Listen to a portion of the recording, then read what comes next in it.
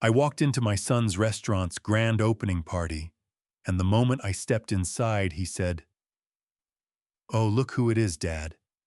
I told you to stay home. The way you look is ruining my entire party." Mocking laughter filled the room. My wife wrapped her arm around her lover and threw $2,000 at me. "Take it and call a taxi home. You're disgusting us." I walked away, called my lawyer, and said, "Take back everything immediately." And everything started to change. I'm truly thankful to each of you for being here with Dad's Revenge Stories. Where in the world are you watching today? Drop your town, city, or country down below. Quick note: this narrative incorporates fictional elements designed for drama and educational reflection. Any similarity to actual names or places is purely coincidental, yet the message conveyed carries powerful meaning. The money hit the marble floor before I had time to react. 20 crisp $100 bills scattered across the polished surface of the grand ballroom at the Plaza Hotel, each one catching the light from the chandeliers above like fallen leaves in a windstorm. Around me, 200 guests in black tuxedos and evening gowns turned to stare. I stood in my brown leather jacket, the one I'd bought in 1993 at a shop in Queens that no longer existed, and I did not move. My son Preston was at the microphone, his face flushed with champagne and cruelty, his custom-fitted Armani suit catching every camera flash in the room. My wife Diane stood 3 feet away, her hand still extended from the throw, her designer clutch dangling from her wrist like punctuation at the end of a sentence she'd been writing for years. My daughter Cassandra held her phone up filming. She was smiling the way people smile when they think someone else's pain is content. Pick it up and go home, Gerald," Diane said. Her voice carried the particular coldness of someone who had rehearsed the words. "Tonight is not about you. It has never been about you." I looked at the money on the floor. Then I looked at my son, Preston Whitmore, 36 years old, my firstborn, the boy I had once taught to ride a bike in the parking lot of a church in Brooklyn, was standing at a podium that cost more than my father had made in a year, and he was laughing. Not a nervous laugh, not an uncomfortable laugh. A genuine, full-bodied laugh, the kind that meant he felt nothing. "Dad, come on," he said into the microphone, and the words landed across the ballroom like stones across water. "I told you not to come. I specifically told you. We talked about this." He gestured at my jacket with one hand. "Do you have any idea what this event cost? The investors alone, do you know who's in this room right now?" I knew exactly who was in this room. I had approved every guest list item through Lawrence Holt, my legal representative, 3 weeks ago. I had authorized the floral budget, the catering contract, the jazz quartet playing in the corner. I had read the venue invoice from the plaza twice and signed off on it without blinking. $212,000 for one evening. Preston thought it was coming from Apex Capital's hospitality fund. He wasn't wrong. But this was not the moment to say any of that. A hand landed on my shoulder, firm, deliberate. I turned to find Colton Briggs standing beside me, his other arm wrapped around Diane's waist, with the ease of a man who had practiced the gesture in private for a long time. He was 45, broad-shouldered, with silver at his temples that he clearly cultivated. He smelled like the kind of cologne that costs $300 an ounce, and tells everyone in the room that the wearer believes he has arrived. "Gerald," Colton said, catching himself with a small smile that told me the slip was intentional. "You're a good sport for showing up. Really. But Diane and I were just talking, and we think tonight might be a good time for you to head home early. Get some rest." He lowered his voice, leaning close enough that I could smell the Merlot on his breath. "The 2,000 is from me, actually. I told her to give you cab fare. Consider it a gift. You'll be getting more paperwork from my office next week, the kind you'll want to be well rested to read. He meant the divorce papers. I had known about Colton Briggs and my wife for 14 months. I had a folder in my office at Apex with documentation going back to the first hotel reservation they had shared a Friday night at the Four Seasons on 57th Street, charged to a corporate card that technically traced back to a shell entity that technically traced back to me. I had read the folder once, closed it, and placed it in the second drawer on the left behind the hanging files. I had not opened it since. Some knowledge does not require action right away. I bent down. The marble was cold through the fabric of my trousers as I crouched, and I could hear the shift in the room, the intake of breath, the creak of someone's chair as they leaned forward, the whisper that moved through the crowd like a current. I picked up each bill individually. I smoothed each one against my palm. A few had caught the edge of a spilled glass of red wine near the podium steps, and the corners were stained dark, the ink of Benjamin Franklin's portrait, bleeding slightly at the edges. I counted them as I collected them. 20 bills. $2,000. I had wired $200,000 to the Plaza's event account on behalf of Apex Capital 4 weeks ago. The $2,000 currently in my hands represented exactly 1% of what I had spent, so that my son could humiliate me in front of his investors on the night of his grand opening. When I straightened up, I was aware of every eye in the room. I was aware of Helen Chase, the financial reporter from Wall Street Insider, standing near the far column with her notebook open and her pen very still. I was aware of Cassandra still filming her phone angled to catch my face.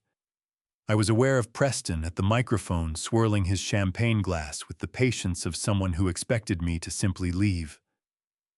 I tucked the bills into the breast pocket of my leather jacket. Then I looked at Colton Briggs directly without blinking, the way I had learned to look at men across negotiating tables when I needed them to understand that I was not the person they thought I was.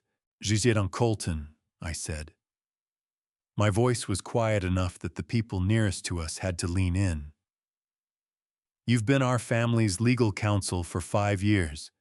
You're a smart man, so I want you to think very carefully about something." I paused, letting the pause do its work. Apex Capital's investment agreements contain an ethics clause, Section 12, Paragraph 4. It covers conduct that materially damages the reputation or stability of a portfolio company or its principals. I let my eyes move briefly to where his hand rested on Diane's waist, then back to his face. "Tonight you've been very comfortable. I hope that comfort holds." Colton's smile didn't disappear, but it tightened. Just slightly. Just enough. I turned and walked toward the exit. Behind me, Preston said something into the microphone. Something that drew laughter from the crowd. Something I didn't catch, because I had stopped listening to my son the way you stop listening to a song that has been playing too loud for too long. My daughter's heels clicked against the marble as she repositioned for a better camera angle. "Diane said my name once the way you say the name of something you've already decided to throw away." The revolving door of the Plaza Hotel pushed me out into the November air. A black sedan was waiting at the curb. It was always waiting. The driver, a quiet man named Earl who had worked for me for 11 years, did not ask where we were going. He already knew. I sat in the back seat and placed my hand flat against the small wooden box on the cushion beside me. Inside it was a single document, a debt forgiveness letter signed and notarized, eliminating $10 million in obligations from Preston Whitmore's business accounts. I had brought it tonight because I had told myself that if Preston looked at me just once, just with something that resembled the boy he used to be, I would hand it to him. He had not looked at me that way. Earl pulled away from the curb, and the plaza disappeared behind us. Its lights still blazing, my son's party still in full effect, the jazz quartet still playing something warm and golden inside while November pressed its cold hand against the car window. I did not look back. Earl dropped me off at the house at 10:47. I knew the time because I checked my watch as the sedan pulled away. Not the Patek Philippe sitting in its case on the top shelf of my closet, but the Timex I had worn every day for the past decade, the one with the scratched crystal and the worn leather band that Diane had once described as embarrassing. I had bought it at a drugstore in 1999 for $32. I wore it because it told time accurately and cost nothing to replace, and because no one who saw it would ever think twice about the man wearing it. That was the point. I let myself in through the side door and walked down the hallway to the small room at the end, the one with the single window that faced the neighbor's fence, the one my family referred to as Gerald's room, with a tone that suggested it was less a bedroom and more a storage decision. The room held a single bed, a wooden desk, a lamp with a crooked shade, and a laptop computer that looked like it belonged to a graduate student who had better things to spend money on. I sat down at the desk and did not open the laptop yet. Instead, I sat in the dark and thought about a Tuesday morning in January of 2015 when I was 58 years old and had just buried my mother in a cemetery in New Jersey and driven home alone in a rental car because no one in my family had offered to come with me. My mother's name was Ruth. She had worked as a bookkeeper for 31 years at a textile company in Newark. She had taught me double-entry accounting at the kitchen table when I was 9 years old, using a worn green ledger and a sharpened pencil, and the kind of patience that belongs only to women who understand that certain lessons cannot be rushed. When she died, she left behind a savings account with $11,000 in it, a pocket watch in a velvet box, and a handwritten note that said, "Gerald, you always saw more than you let on. Don't waste it." I had not wasted it. Apex Capital had existed technically since 2008, incorporated quietly in Delaware, a state whose business registration laws made anonymity not just possible, but routine.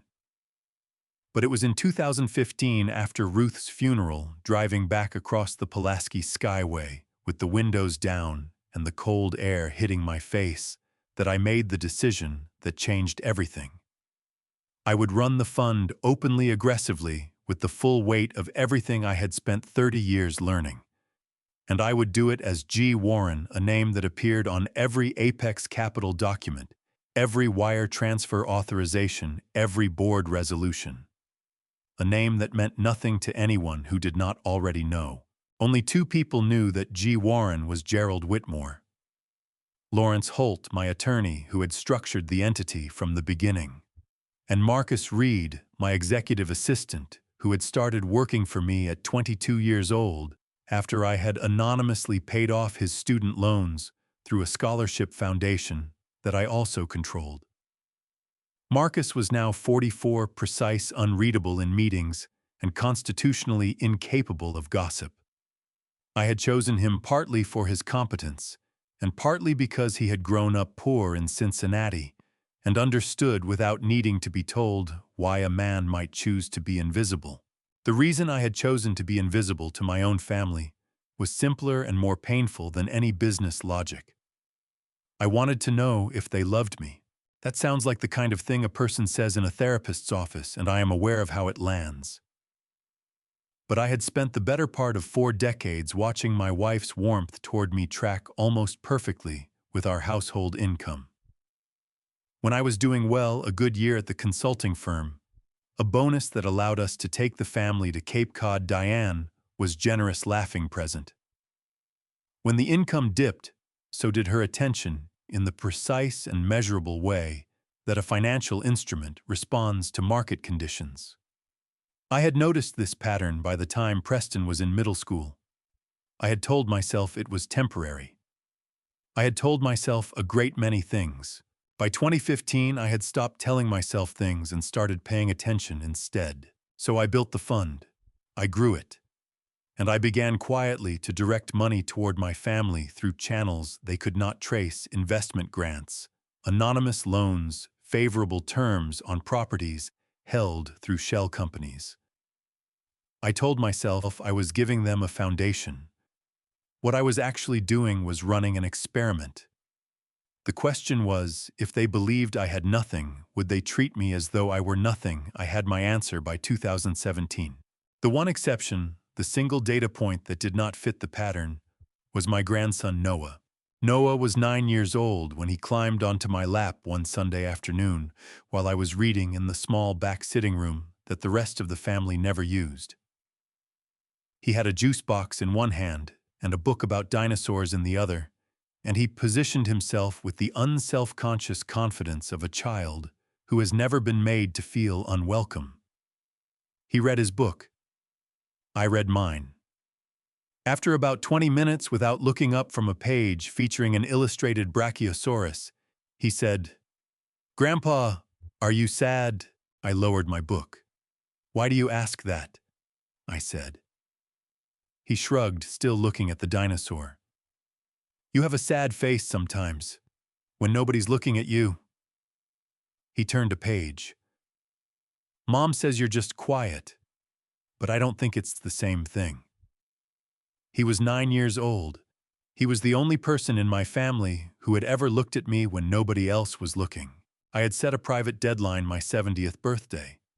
If nothing changed, if not one member of my family demonstrated in any genuine way that they valued me as a person, rather than a permanent fixture they were embarrassed by, I would act. I would stop the payments, dissolve the arrangements, and let the structure collapse under its own weight. Tonight was not my 70th birthday. Tonight was my 68th. I sat at the desk in the dark and reached for the laptop.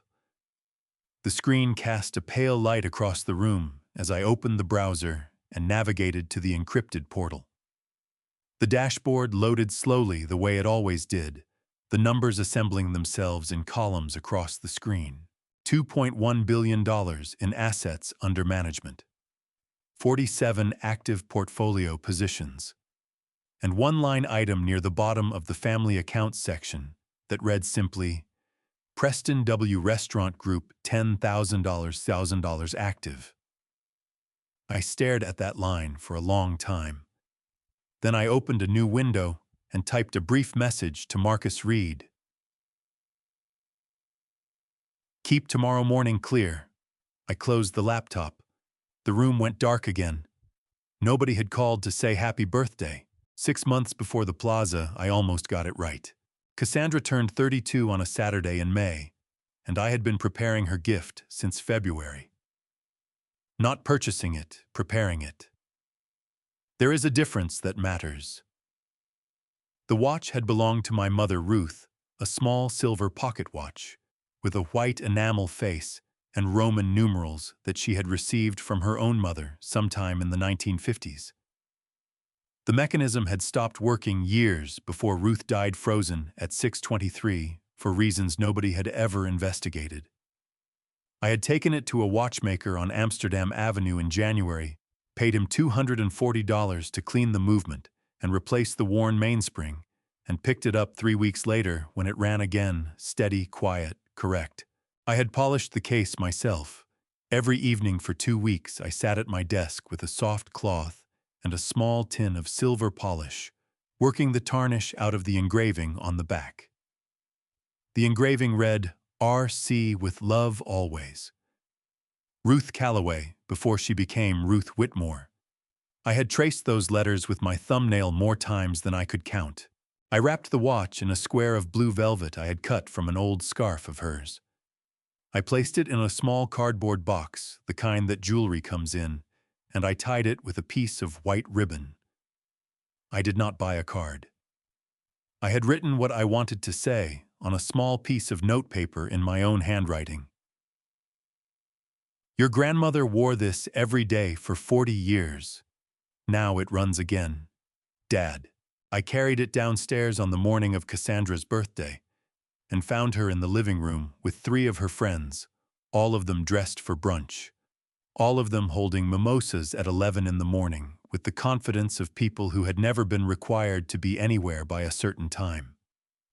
The room smelled like expensive perfume and fresh flowers, $200 worth of peonies that Diane had ordered from a florist on Madison Avenue and charged without knowing it to an account that ultimately traced back to me.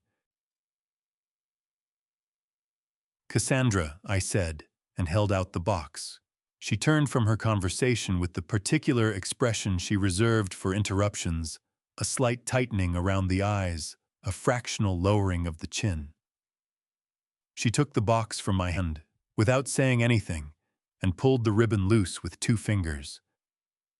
Her friends watched with the polite attention of people who expected nothing interesting to happen.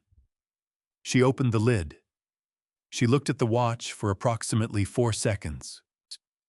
"Dad." Her voice had shifted into a register I recognized, not anger, which would have required energy, but something colder and more deliberate. "What is this?" "It was your grandmother's," I said. "I had it repaired. It runs now. I can see what it is." She closed the lid and held the box out toward me, not quite letting go. "I mean, why are you giving me this? In front of my friends?" Her voice dropped, sharpened. "You know what, just here." She released the box. It dropped 6 inches before I caught it, and the small sound it made when it hit my palm was very loud in the room. Then she turned, walked 3 steps to the side table near the window, and dropped the watchbox velvet ribbon and all into the wastebasket beside it. One of her friends made a small sound. Another looked at the ceiling. "Those little antique trinkets might mean something to you," Cassandra said, picking up her mimosa again, "but I have an image to maintain. My clients follow my Instagram. My investors follow my Instagram. Do you understand what it would look like if people thought I was the kind of person who wore something like that?" Her brand was valued on paper at $4 million. Apex Capital had provided 3 of those $4 million in startup funding, dispersed through an LLC that listed G. Warren as the managing partner. Cassandra had celebrated the funding round with a party at a rooftop bar in Tribeca. I had seen the photos on her social media. She was smiling in all of them. I stood in the living room with the empty air where the box had been and did not say anything because there was nothing to say that would not make things worse, and because my chest had contracted in a way that made careful breathing feel like an achievement. What I did not know, what I only learned later from a reflection I caught in the hallway mirror as I turned to leave, was that Noah was standing at the top of the staircase. He was watching. He was 19 years old, home from his first year at SUNY Binghamton, and he was standing on the 3rd step from the top, with his hand on the railing, and his face doing something complicated that I did not have a name for at the time. He was looking at the wastebasket. Then he looked at me. Our eyes met in the mirror for a moment, his dark, steady, unhappy. And then I walked down the hallway and went back to my room and closed the door behind me. I sat at my desk and looked at my hands. The knuckles of my right hand were still faintly dark from the silver polish, a thin line of gray that had settled into the creases of my skin and refused to come out entirely, despite 2 washings. I pressed my thumb against it and felt the roughness of my own palm.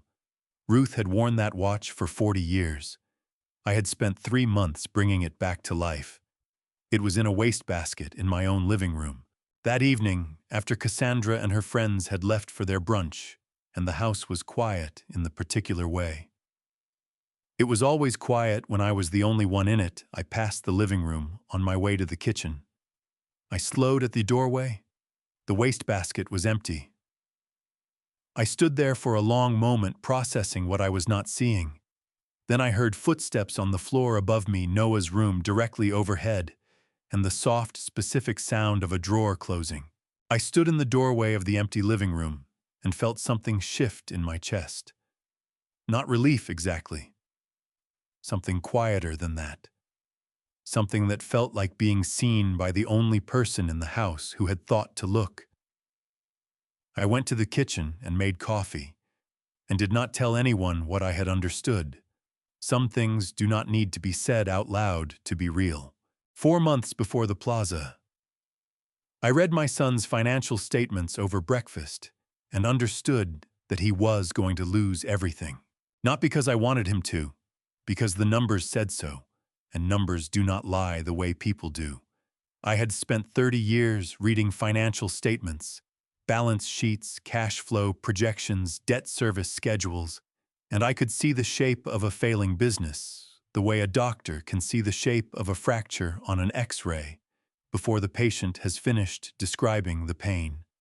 Preston's restaurant group was hemorrhaging cash from 3 directions simultaneously, and the expansion he was planning for the fall would accelerate that hemorrhage to a rate that no revenue projection could outrun.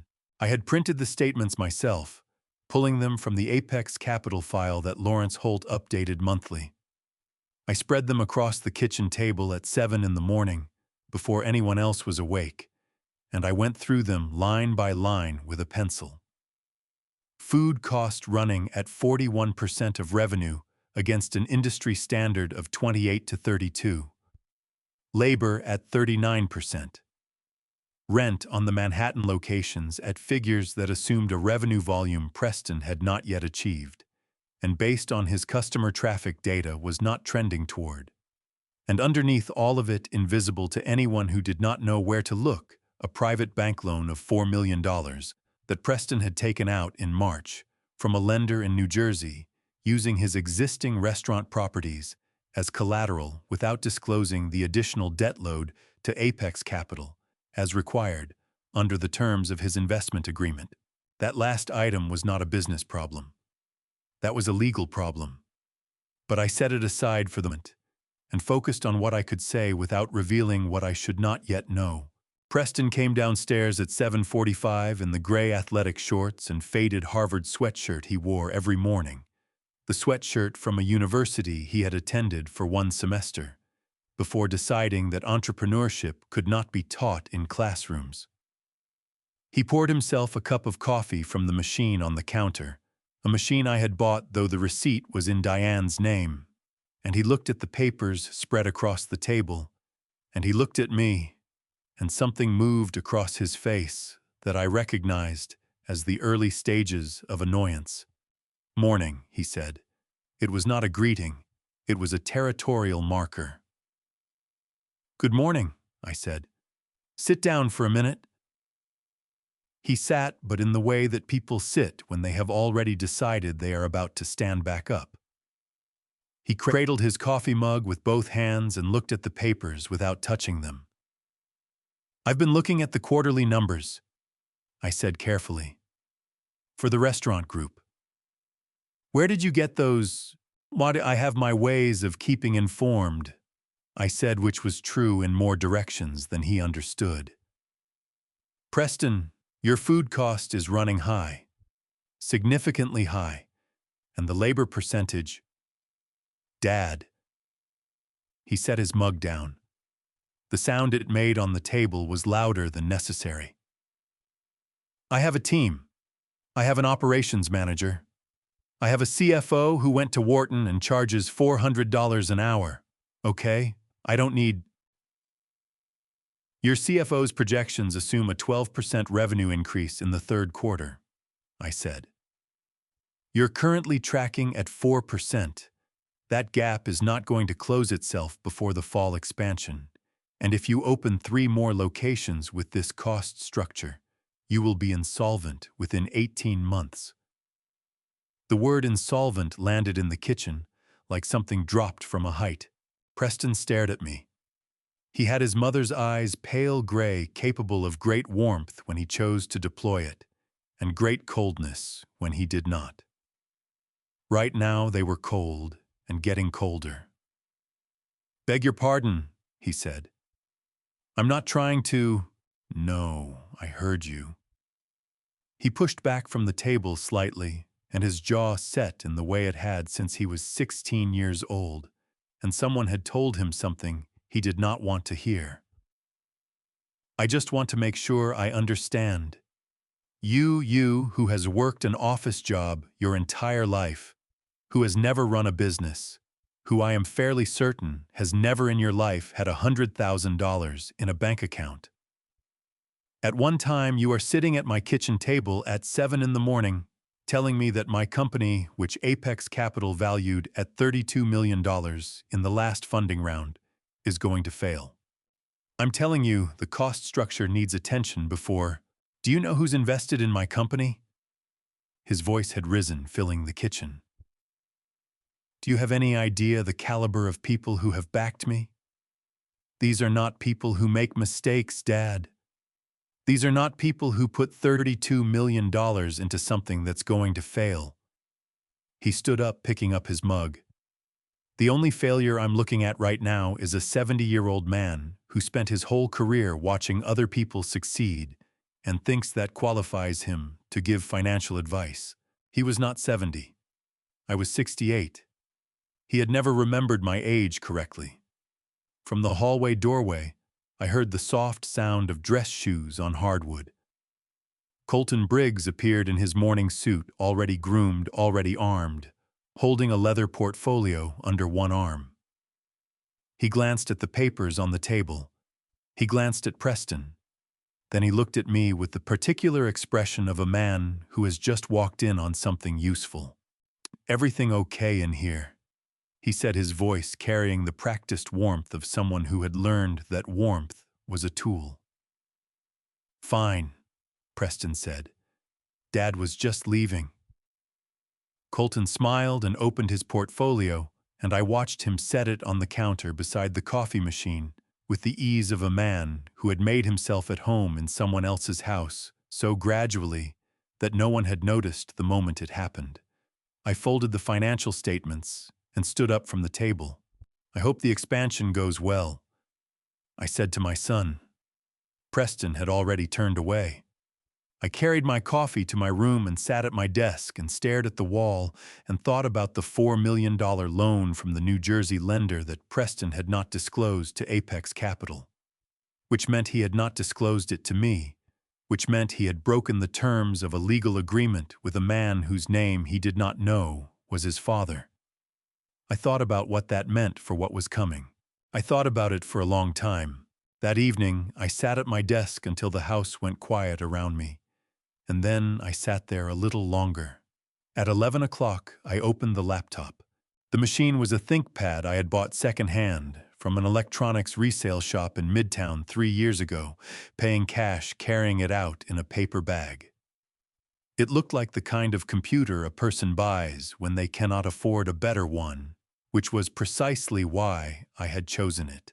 The encryption software running underneath its unremarkable exterior was the same class of software used by mid-sized hedge funds to protect client data licensed through a shell entity installed by a technician who knew me only as G. Warren and had signed a non-disclosure agreement so airtight that Lawrence Holt had described it with the quiet satisfaction of a craftsman admiring his own work as essentially a small nuclear device. The portal loaded in 40 seconds. It always took exactly 40 seconds, and I had never once grown impatient waiting for it, because 40 seconds was a reasonable price for the knowledge that no one was watching. The dashboard filled the screen. Apex Capital Partners. Total assets. Under management, $2.1 billion. 47 active portfolio positions across 11 sectors. Real estate, technology, hospitality, fashion, logistics. Names that appeared in the Wall Street Journal. Names that appeared in Forbes. Names that had no idea that the ultimate decision-making authority behind their funding sat every night in a small room in a house in Westchester wearing a drugstore watch and a flannel shirt that had been washed so many times the collar had gone soft. I scrolled to the family accounts. There were 3 line items. The first read, Whitmore Residential Trust, 14. Harcourt Lane carrying value 3.2 million, status active. That was the house. Diane believed she owned it outright, her name on a deed that she had signed at a closing 8 years ago without reading the underlying title structure carefully enough to notice that the property sat inside a revocable trust controlled by an entity called Harcourt Lane Holdings, LLC, which was itself a wholly owned subsidiary of a Delaware holding company that existed solely to receive instructions from G. Warren. In plain English, Diane lived in my house and did not know it. The second line read, Whitmore Fashion Group, Cassandra E. Whitmore funded $3,000 status active. Cassandra's brand. $3 million dispersed in 2 tranches over 18 months, routed through a venture vehicle that Lawrence had structured specifically to look like an arm's-length transaction from an independent investor. Cassandra had celebrated the funding at a rooftop bar in Tribeca and posted about it extensively. Not once in any of those posts had she mentioned her father. The third line read, Whitmore Hospitality Group.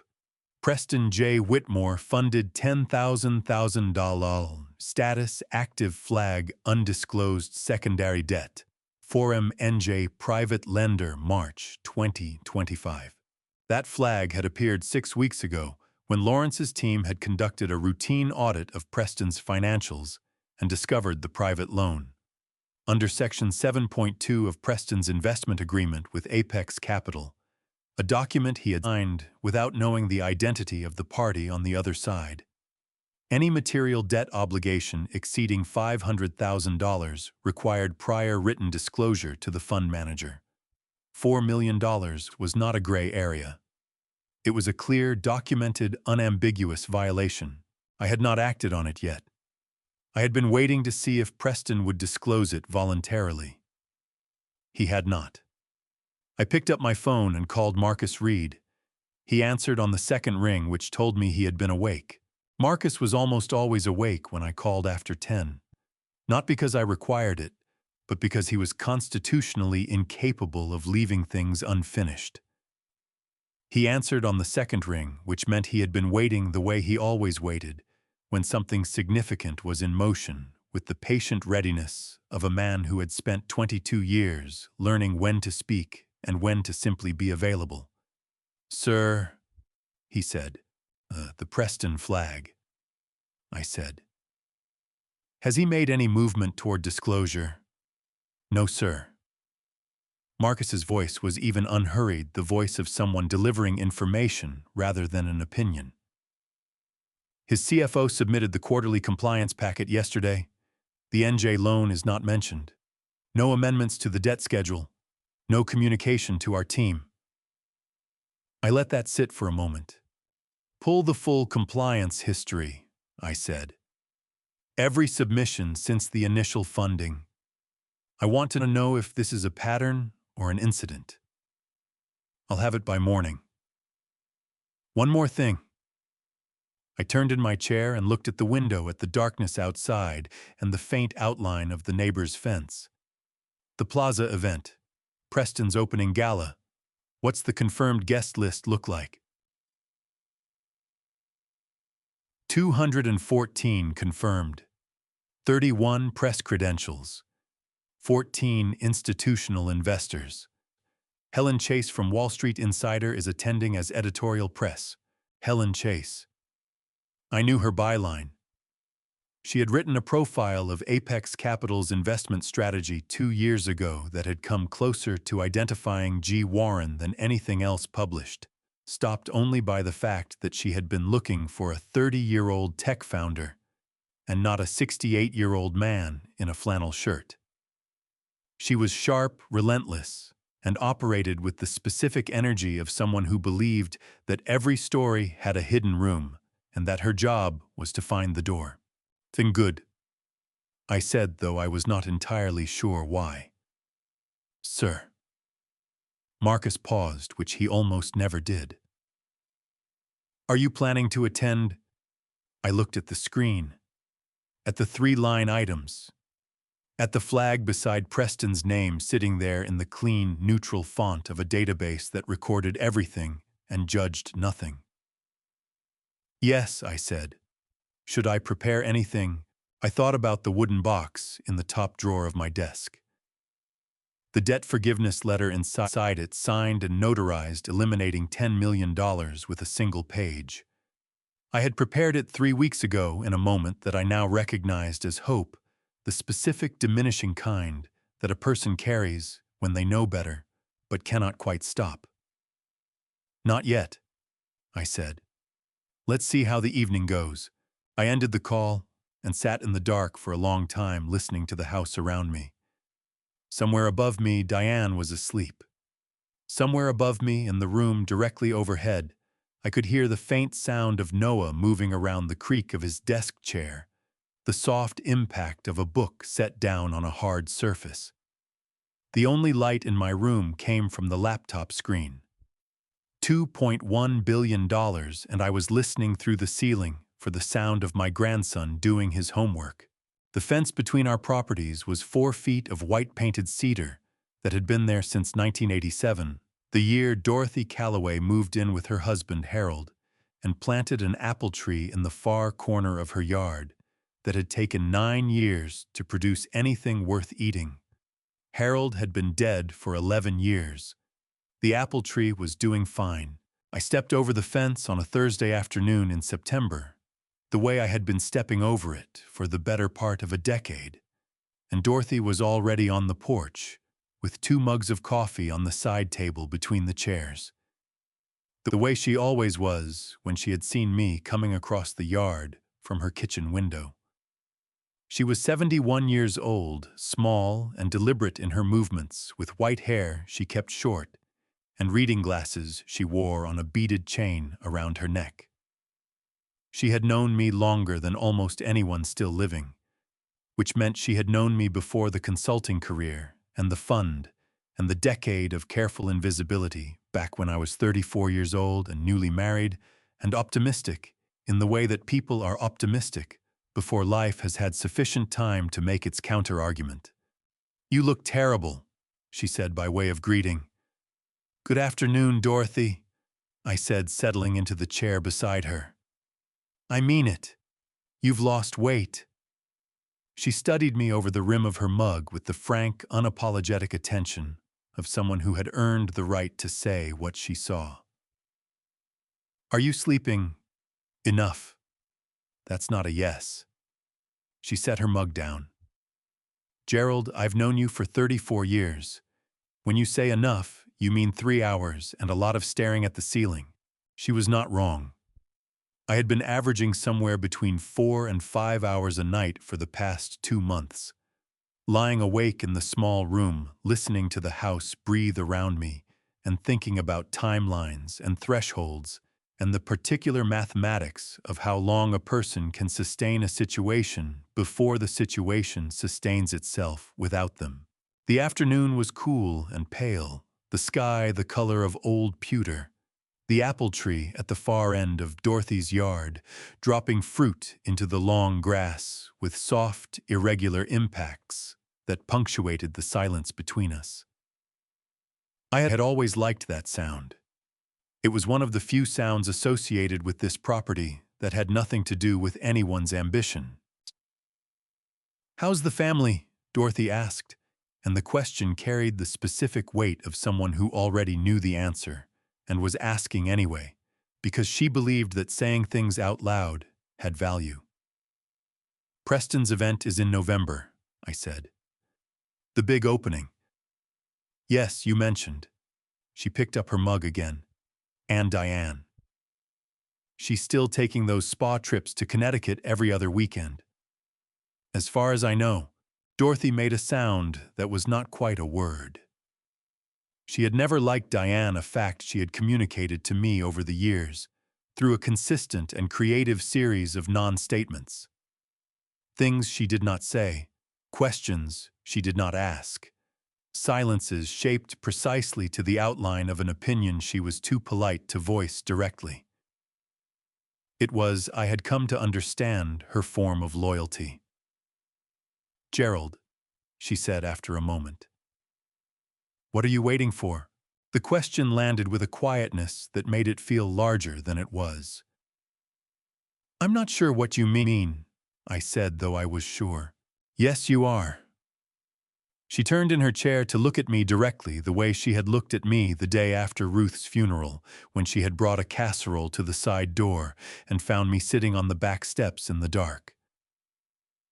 You've been waiting for something for years. I can see it on you. It's like watching a man stand outside a burning building, deciding whether to go in or walk away, and the longer he stands there, the more the fire spreads. She paused. What are you waiting for? I looked at the apple tree. A fruit dropped into the grass. Then another. I'm waiting to see if people can change, I said. Dorothy considered this with the seriousness it deserved, turning it over the way she turned over everything before responding, a habit I associated with her 30 years as a high school English teacher in Yonkers, where she had learned that the space between a question and an answer was where most of the important things happened. In my experience, she said finally, people change when they have no other option available to them. Not before. Rarely by choice. She looked at me steadily. The ones who change by choice are the ones who already had something good in them to begin with. And those people. She picked up her mug. Those people don't usually need the kind of waiting you're describing. The coffee had gone lukewarm. I drank it anyway. We sat for a while without speaking, which with Dorothy never felt like an absence of conversation, but rather a continuation of it by other means. A car passed on the street beyond the fence. The apple tree dropped another piece of fruit. Somewhere inside her house, a clock ticked with the slow, mechanical certainty of something that did not know about deadlines or thresholds or the particular exhaustion of loving people who made it difficult. Harold used to do this, Dorothy said quietly. Go quiet when something was eating at him. Sit outside for hours. She smiled, and it was the kind of smile that has grief in it alongside the warmth. I used to get so frustrated. I'd say, Harold, just talk to me. Just say the thing you're thinking. He'd look at me and say, some things need to cook longer. She looked down at her mug. I miss that man every single day. He was a good man, I said. He was. She stood collecting the mugs. So are you, Gerald. That's always been your problem. She pushed open the screen door, then paused with her hand on the frame. Whatever you're waiting for, I hope it gives you an answer soon. Waiting is hard on a person. You can see it collecting. She went inside. I sat alone on her porch in the cooling September air and looked across the yard at the apple tree heavy with unpicked fruit.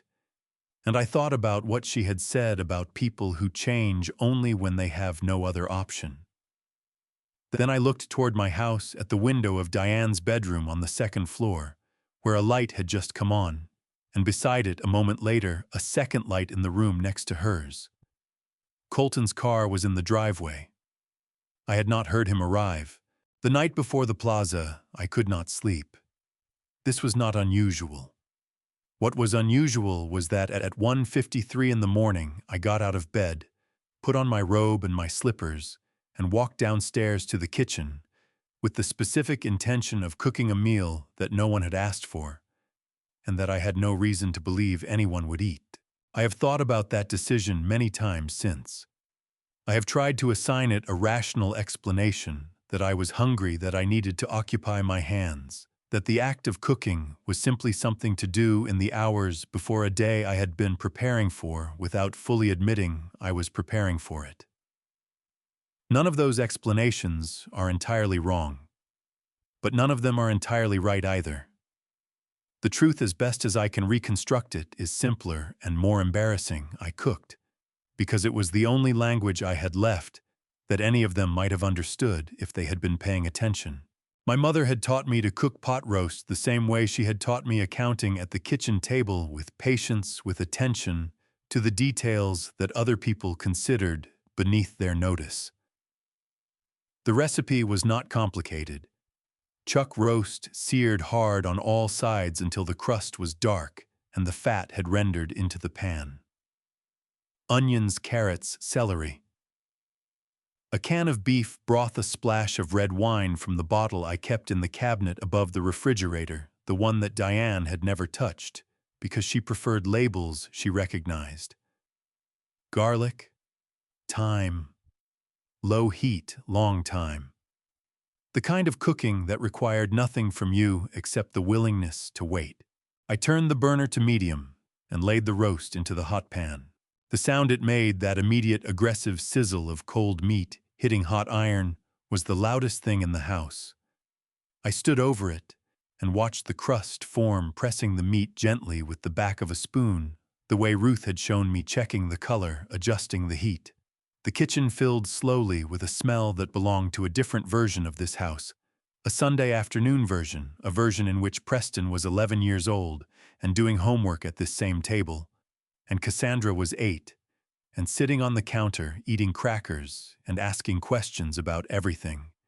And Diane was standing at the window with a glass of iced tea, actually present, actually there.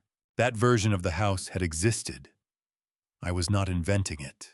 I moved through the recipe the way I moved through everything in those years, methodically, without hurry, completing each step fully before beginning the next. The onions went in translucent and came out golden. The carrots softened at the edges.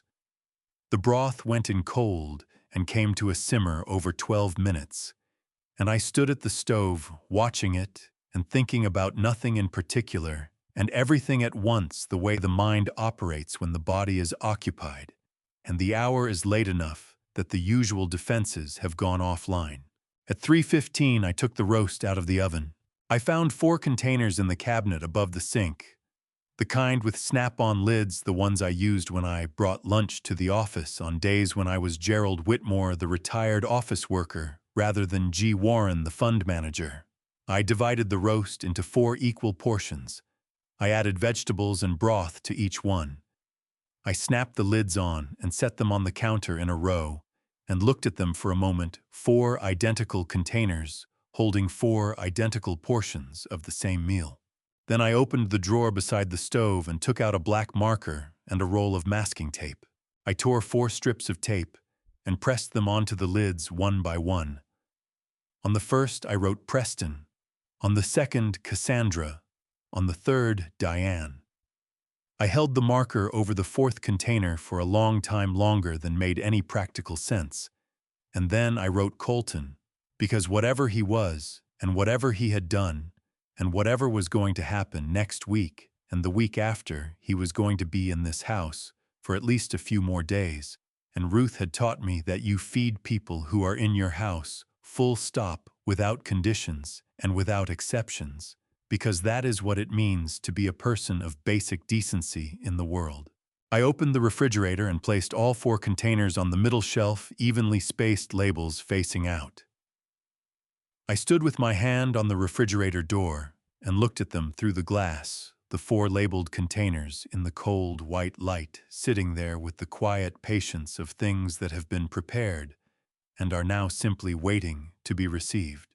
I thought about saying something, writing a note, leaving some explanation that would make the gesture comprehensible in the morning when someone opened the refrigerator looking for orange juice and found instead 4 containers of pot roast made at 3 in the morning by a man they believed to be irrelevant.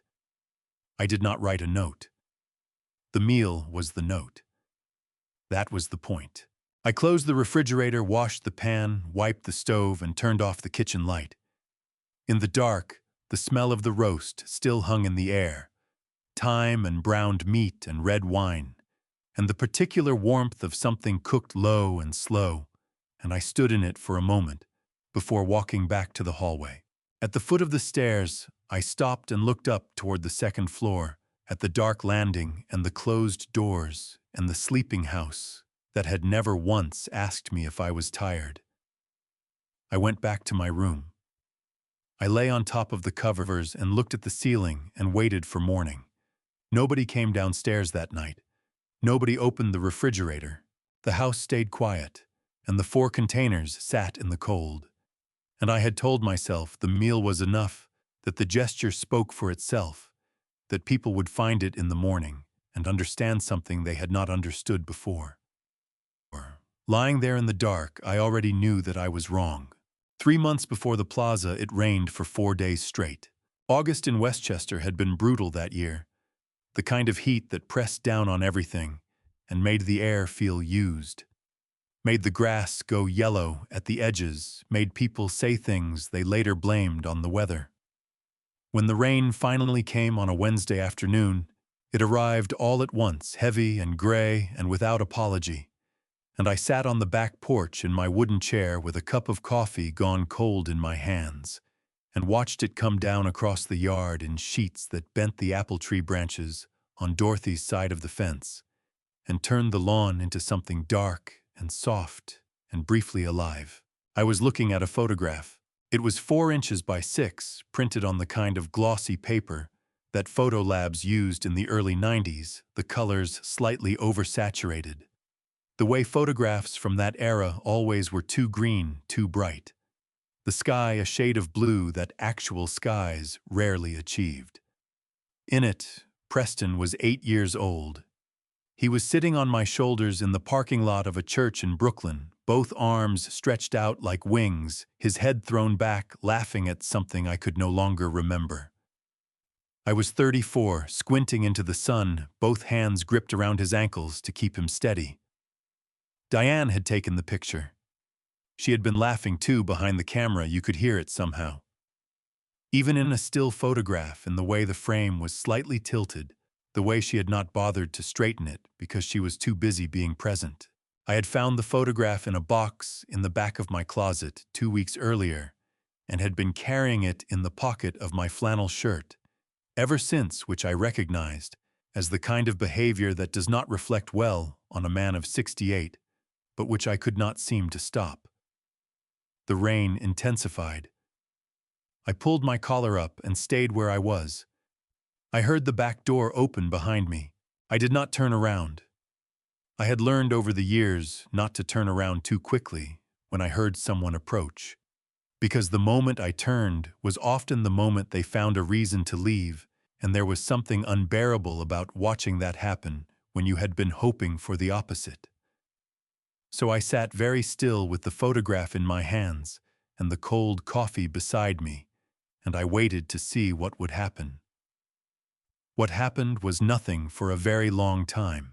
I counted later by replaying it in my mind against what I knew of the sequence of events that followed.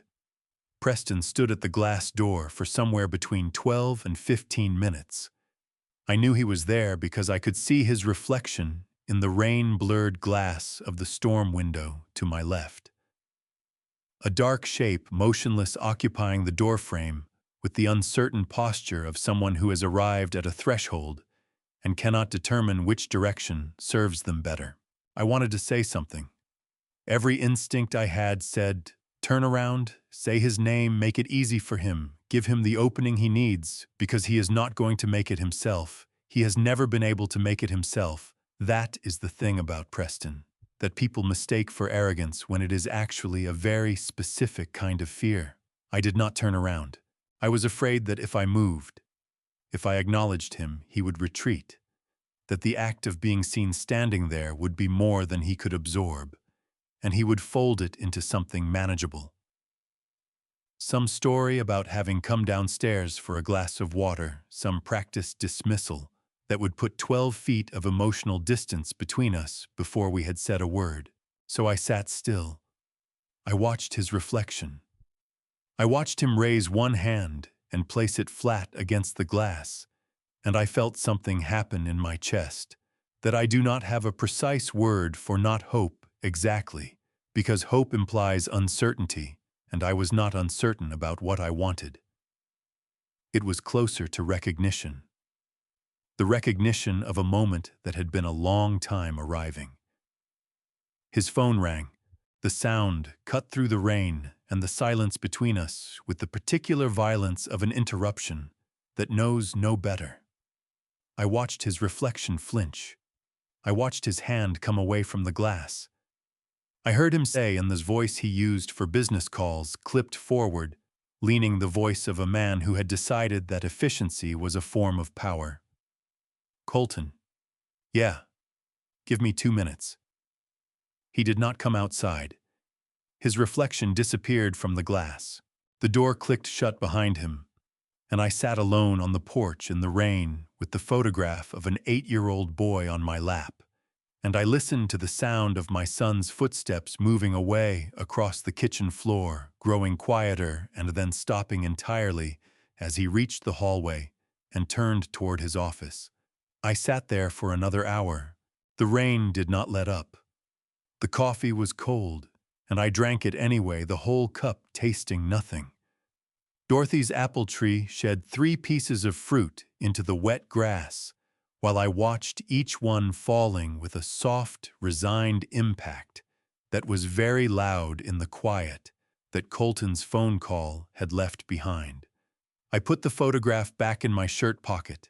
I thought about the wooden box in my desk drawer upstairs, the debt forgiveness letter inside it, the $10 million it represented, and the question I had been turning over for months, whether the letter was an act of love or an act of negotiation, and whether there was, at this point in my life, any meaningful difference between the two. Preston did not come back to the door. I had known he wouldn't.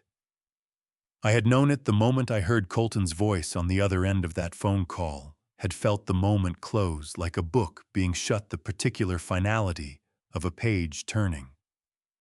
But I had sat in the rain for another hour anyway, because there was something I needed to finish feeling before I was ready to stop. When I finally went back inside, the kitchen smelled like nothing. The door was closed. The house was quiet in all the ways it was always quiet when I was the only one paying attention to it. I went to my room. I did not take the photograph out of my pocket again that night. I understood, lying there in the dark, listening to the rain against the window, that I had been waiting for my son to open a door for a very long time. And that some doors, once a person has decided not to open them, do not get a second chance. Before I reveal what happened next, I want to know if you're still here with me. Comment A below so I know you're following this story until the end. And please remember, the story ahead contains some fictional elements created for entertainment and educational purposes. If that's not something you wish to hear, you may stop watching here. The Plaza Hotel cost $423 a night for a standard room in November. I knew this because I had approved the room block reservation for Preston's out-of-town guests 6 weeks earlier. 41 rooms across, 3 nights, the invoice routed through Apex Capital's hospitality account and settled by Lawrence Holt's office before Preston had finished his second cup of coffee on the morning it was due. The grand ballroom rental alone had come to $68,000, not counting catering, florals, audio-visual, or the jazz quartet. I could hear now from the far end of the room playing something by Miles Davis with the unhurried confidence of musicians who knew they were background. I arrived at 7:45, 15 minutes after the doors had opened.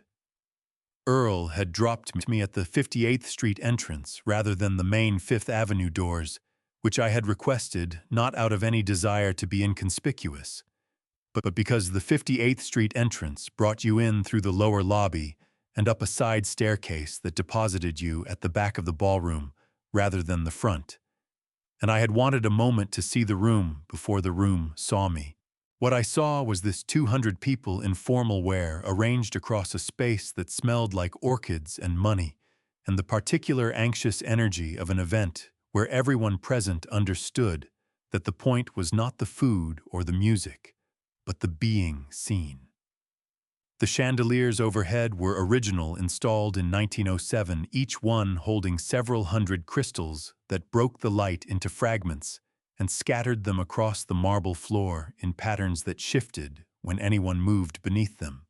Preston had rented this room because it was the most expensive room available, and he had filled it with people who would understand that, and the combination was supposed to mean something. It meant something different to me. I stood at the back of the room near a column wrapped in white ribbon, and I watched my son work the crowd. Preston was good at this. I had never denied it. He moved through the room with the ease of someone who had practiced the specific choreography of a rival. The extended hand, the two-beat laugh, the way he angled his body toward whoever was speaking to signal full attention, while his eyes tracked the rest of the room over their shoulder. He was wearing a navy suit I had not seen before, cut close at the shoulders, and his hair was recently trimmed, and he looked from 40 feet away exactly like the man he had decided to become when he was 19 years old, and had looked at his father and concluded that quiet was the same as defeated. Cassandra was near the far wall with a group I recognized from her social media presence, fashion people, angular and decorative, moving in the slightly exaggerated way of people who are aware they might be photographed. She was wearing something red and expensive, and her laugh carried across the room in a way that was designed to carry, and 3 different phones came up around her in the space of 4 minutes. Diane stood near the entrance to the private dining area on the east side of the room. She was in black, floor-length, a pearl necklace I had given her for our 25th anniversary at her throat. She looked, I thought, genuinely beautiful, the way she had always been capable of looking when she was in an environment that confirmed the version of herself she preferred. Colton Briggs stood 2 feet to her left in a charcoal suit holding a glass of Merlot, talking to a man I recognized as one of Preston's banking contacts. He had not yet seen me. I reached into the breast pocket of my leather jacket and touched the wooden box. I had carried it down from my room that afternoon, with the deliberate care of someone transporting something fragile, which it was not. The box was solid oak, roughly the size of a hardcover book purchased at a craft store on Broadway for $11.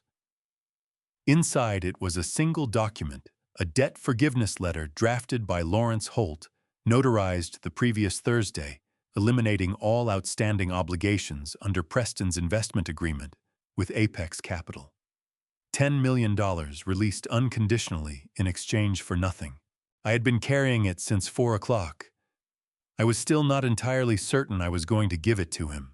Across the room, near the column opposite mine, I noticed a woman I recognized from her byline photograph, Helen Chase, Wall Street insider, the financial journalist, who had spent 2 years trying to identify the principles behind Apex Capital's investment structure, and had come closer than anyone else without getting there. She was in her mid-50s with short dark hair and the specific posture of someone who had spent decades in rooms where they were underestimated. She was not holding a drink. She was holding a notebook, a physical notebook, spiral-bound, the kind that reporters had been carrying since before I was born, and her pen was moving across it in the quick, abbreviated shorthand of someone recording observations rather than quotations. She was not looking at Preston. She was looking at me. Not with recognition, her expression was the focused, neutral attention of a journalist cataloging something that did not yet fit any category. She was noting the leather jacket, I realized, the age, the position at the back of the room rather than the center, the fact that I was watching rather than being watched. I held her gaze for 1 second, then looked away. Across the ballroom, Preston had finished his conversation with a group near the bar and was turning, scanning the room with the proprietary satisfaction of a man surveying something he believed he had built. His eyes moved across the crowd in a wide arc, hitting the corners, checking the doors, and then I watched it happen. Watched the exact moment his scan reached the back of the room and found me standing there, against the column in my brown leather jacket. His face changed. Not dramatically. Preston had too much practice for dramatic. It was a small change, a tightening, a compression around the eyes and jaw that I recognized, because I had been watching his face for 36 years, and I knew every version of it, including the versions he did not know I knew. He looked at me for 3 seconds. Then he looked at Colton. Colton turned, found me with his eyes, and said something into his glass with the unhurried confidence of a man delivering a conclusion he had reached some time ago. Preston nodded once. I did not know what they had just decided.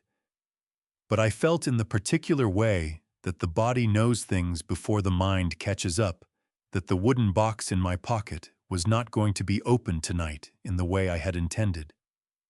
I took a breath. I walked toward my son. I had covered about half the distance across the ballroom when Preston reached the microphone. He had not walked to it gradually, the way a person approaches something they have merely decided to do. He had moved to it with the specific purpose of someone executing a plan, cutting through the crowd at a diagonal that brought him to the podium in under 20 seconds. And when he picked up the microphone and tapped it twice to get the room's attention, the gesture had the practiced ease of a man who had rehearsed this moment or something very much like it in advance. The jazz quartet stopped mid-phrase. 200 people turned toward the podium. "Ladies and gentlemen," Preston said, and his voice through the speakers filled the ballroom from wall to wall with a warmth and confidence that I had watched him manufacture since he was 19 years old. "Thank you all for being here tonight. This is a dream. This right here." He paused, letting the room appreciate the pause. But before we get to the remarks, I want to take a moment because I just noticed someone very special has joined us. He was looking directly at me. "Hi, ladies and gentlemen," he said again, and this time the warmth had left his voice entirely replaced by something that was performing warmth so precisely that most people in the room would not have heard the difference. "My father has arrived. Gerald Whitmore, everyone." He extended one arm toward me with the theatrical generosity of a game show host presenting a consolation prize. "Dad, come on, let's get a look at you." "Ladies and gentlemen," the man came in a leather jacket. From the 90s. Laughter moved through the crowd like a current. "Dad, I specifically asked you to stay home tonight." I said, "Dad, this is a black tie event people are going to be watching, and you showed up in, what is that cowhide? Is that cowhide?" More laughter, louder. "The man smells like my grandfather's garage, and he's standing in the grand ballroom of the Plaza Hotel." I genuinely cannot. I kept walking toward him. I do not know why I kept walking. Some part of me believed even then that if I could simply get close enough to hand him the box, the gesture would interrupt the performance. That the physical fact of the thing, the solid oak, the notarized paper inside it, $10 million of unconditional release, would break through whatever this was and reach the person I had seen standing behind the glass door in the August rain. I did not get the chance to find out. Diane appeared on my left. She had moved through the crowd with a speed and precision that told me she had been waiting for a signal, that this had been arranged, that the distance between Preston reaching for the microphone and Diane reaching into her clutch was not coincidental. Her hand came out of the bag, holding a folded stack of bills, and before I had fully processed what was happening, she had pressed the stack against my chest with enough force that I had to take a half step back to keep my balance. The bills fell. $200 bills scattered across the marble floor of the grand ballroom of the Plaza Hotel, and the sound they made landing was almost nothing paper on stone, barely audible, but every person within 30 feet heard it anyway, because the room had gone very quiet in the particular way that rooms go quiet when something has happened that cannot be undone. "You take it and go home, Gerald," Diane said. Her voice was completely level. $2,000. That's cab fare and dinner and whatever else you need tonight. Preston and Cassandra have worked very hard for this evening, and I will not have you standing here in that jacket making this about yourself." From my right, I heard Cassandra's voice. "Oh my God, Dad, just pick it up. You're literally standing on it. Pick it up and go, you're embarrassing everyone." I looked down. One of the bills had landed on the toe of my left shoe. The others were distributed in a rough arc across the marble. Several of them, drifting toward the base of a nearby table, where a woman in a silver dress was staring at her wine glass with intense concentration. Near the far column, I could see Helen Chase's pen moving rapidly across her notebook. I bent down. I picked up each bill individually, taking my time smoothing each one against my palm before folding it.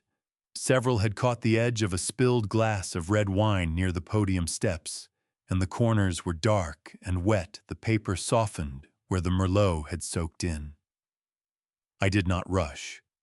I had learned over a long career of sitting across tables from people who wanted me to feel small that the most powerful thing a person can do in those moments is simply refuse to perform the expected response. They had expected me to scramble. I did not scramble. I folded each bill with the same attention I would have given to anything worth doing carefully. When I straightened up, Colton Briggs was standing directly in front of me. He had positioned himself between me and the podium with the practiced ease of a man accustomed to inserting himself into spaces where he was not invited. He was holding his Merlot in his left hand, and his right arm was around Diane's waist, and the ease of that gesture, the absolute unself-consciousness of it, performed in front of 200 people who all knew exactly what it meant, sent something cold and clarifying moving through my chest. "Colonel Dirt," he said, pitching his voice low enough to be private, but loud enough that the people nearest us could hear every word. "The 2,000 is from me. I told Diane to give it to you. Consider it a parting gift, because Lawrence Holt's office is going to be sending you paperwork next week that you will want to have a lawyer look at before you sign. A real lawyer, not a friend, an actual attorney." He took a sip of his wine. "You understand what I'm saying?" He meant the divorce. I looked at him for a long moment. I looked at his hand on my wife's waist. I looked at the 200 people in this room, many of whom were watching, and Helen Chase in the corner with her notebook open, and my son at the podium waiting to see what I would do. "Colton," I said quietly. Section 12, Paragraph 4 of the Apex Capital Investment Agreement covers conduct that materially damages the reputation of the fund's principals. That clause has a 30-day activation window. I held his gaze. Tonight just started the clock. I put the folded bills into my breast pocket next to the wooden box. Then I turned and walked toward the exit without looking back at any of them. The November air hit me the moment the revolving door released me onto 59th Street. It was the kind of cold that arrives in New York in the second week of November, without announcement, the kind that finds the gap between your collar and your jaw, and settles there with the patient permanence of something that intends to stay until March. I stood on the sidewalk for a moment outside the plaza and breathed it in, the exhaust and the cold and the distant smell of roasting nuts from a cart somewhere down Fifth Avenue, and I felt something in my chest begin very slowly to unknot itself.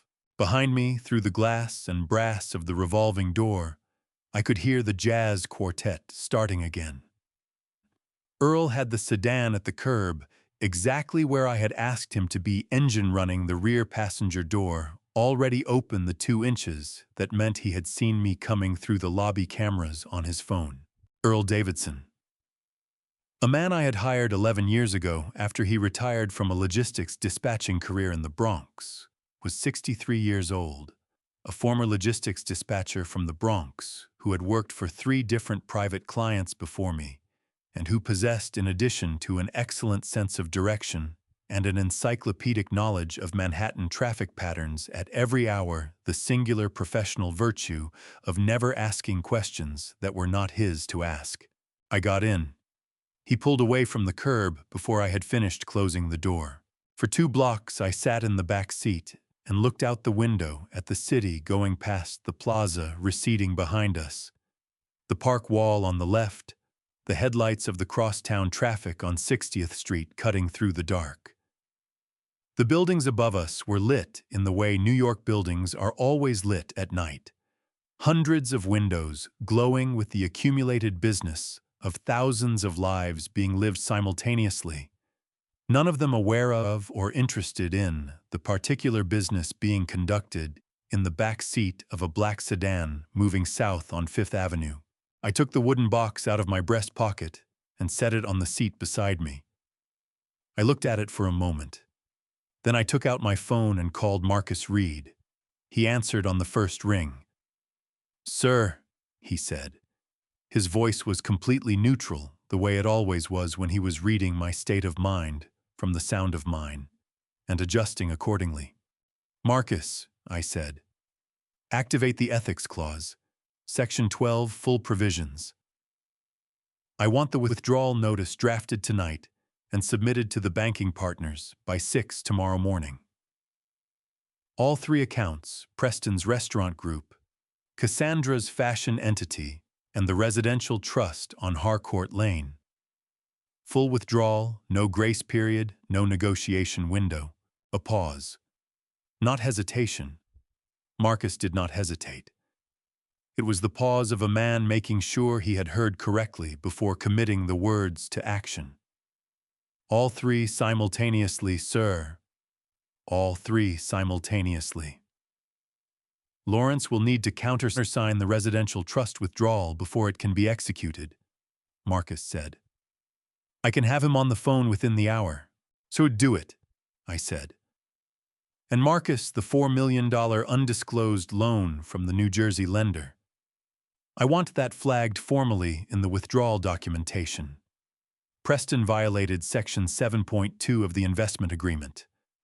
I want that on record before the banking partners receive anything. Understood. Another pause, shorter. Sir, are you certain about the timing? Once the banking partners receive the withdrawal notice at 6 a.m., the sequence becomes irreversible, I said. Yes, I'm certain.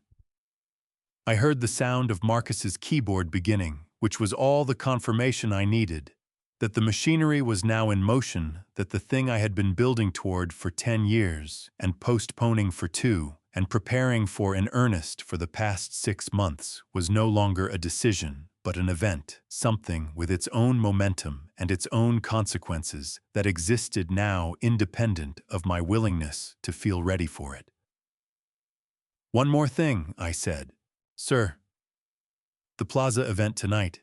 Helen Chase from Wall Street Insider was in the room. She had a notebook. I paused. I don't know what she saw or what she wrote. I need you to monitor the Insider's publication schedule for anything related to Apex Capital or the Whitmore family over the next 72 hours. I'll set the alert now. I ended the call. The sedan moved through the park at the 72nd Street transverse. The headlights picking out the bare November branches overhead the park, dark and enormous on both sides of the road.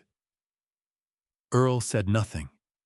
He never said anything on drives like this had developed over 11 years, a faultless instinct for the difference between a silence that wanted company and a silence that wanted to be left alone. I picked up the wooden box. I opened it. The debt forgiveness letter was folded in thirds, the way Lawrence had folded it when he handed it to me on Thursday afternoon, with the quiet, careful expression of a man delivering something he understood the weight of. I unfolded it across my lap. The document was 2 pages, the language clean and precise. Lawrence's drafting always was releasing Preston James Whitmore from all outstanding financial obligations to Apex Capital Partners in the amount of $10 million effective upon counter-signature unconditional, irrevocable. Unconditional. I had written that word into the instruction myself 3 weeks ago, sitting at my desk in the small room. I had wanted it to mean something. I had wanted the release to be genuine, to carry no expectation of reciprocity, to be the kind of giving that asked nothing back. I folded the letter along its existing creases. Then I tore it in half. The sound it made was very small, a clean, soft tear, the paper giving way evenly along the fold. I held the 2 halves together and tore them again and then again, until what I held in my hands was a collection of pieces too small to be reassembled by anyone who did not already know what they had been. I placed the pieces in the wooden box and closed the lid. "Earl," I said. "Sir, is there a trash can on the way home?" He glanced in the rearview mirror. "Several, sir." "Stop at one," I said. Just for a moment. He did not ask why. He pulled to the curb on Central Park West, and I got out and dropped the wooden box into a public trash can bolted to the lamppost on the corner of 76th Street. And I stood there for exactly 3 seconds, looking at it, sitting among the coffee cups and newspaper and the ordinary refuse of an ordinary Thursday night in Manhattan, and then I got back in the car. "Thank you, Earl," I said. "Of course, sir," he said, and pulled back into traffic. I did not sleep that night either, but it was a different kind of wakefulness than the night before. The night before the plaza, I had lain in the dark, listening to the house breathe and waiting for something that might still go differently. This night I lay in the same bed in the same small room and listened to the same house and felt for the first time, in a very long time, the particular stillness of a man who has made a decision and is no longer in conflict with it. Not peace exactly. Something more austere than peace. The stillness of a cleared table. At 5:58 in the morning, my phone showed a message from Marcus. "Banking partners notified. Lawrence has countersigned the residential trust withdrawal. All 3 accounts in active recall status. Formal demand letters generating now." I read it twice, then set the phone face down on the desk and went to make coffee. By the time I had finished my first cup, it was 6:23 and the machinery was moving. Marcus called at 7:41 with the first report. "Hour 12. He said without preamble, because we had agreed the night before that the next 48 hours would be reported in intervals, and that neither of us would waste the other's time on anything that was not a fact. First National Commercial has issued a formal demand letter to Preston James Whitmore for the outstanding balance of the Apex Capital-backed loan facility.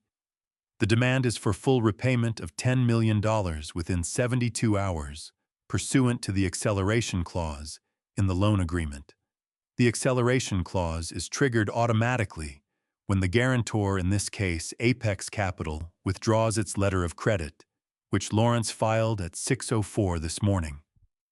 He paused. "Preston's restaurant group properties are posted as collateral.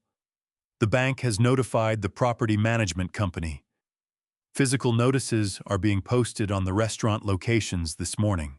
I was sitting at my desk in the small room looking at the wall. "The grand ballroom event," I said. "Last night, the properties were open." "They opened at 11 this morning," Marcus said. "The notices went up at 11:47. 2 of the locations were serving lunch when the property management representatives arrived." Another pause. "There were customers present." I thought about that for a moment. The lunch crowd at Preston's flagship location on West 44th Street, the white tablecloths and the overpriced entrees, and the servers in their pressed uniforms, and the moment when a man in a suit walked through the front door with a legal notice, and the whole careful architecture of the thing came apart in full view of people who had paid $200 for a meal. "Continue," I said. "The second report came at 2:17 in the afternoon."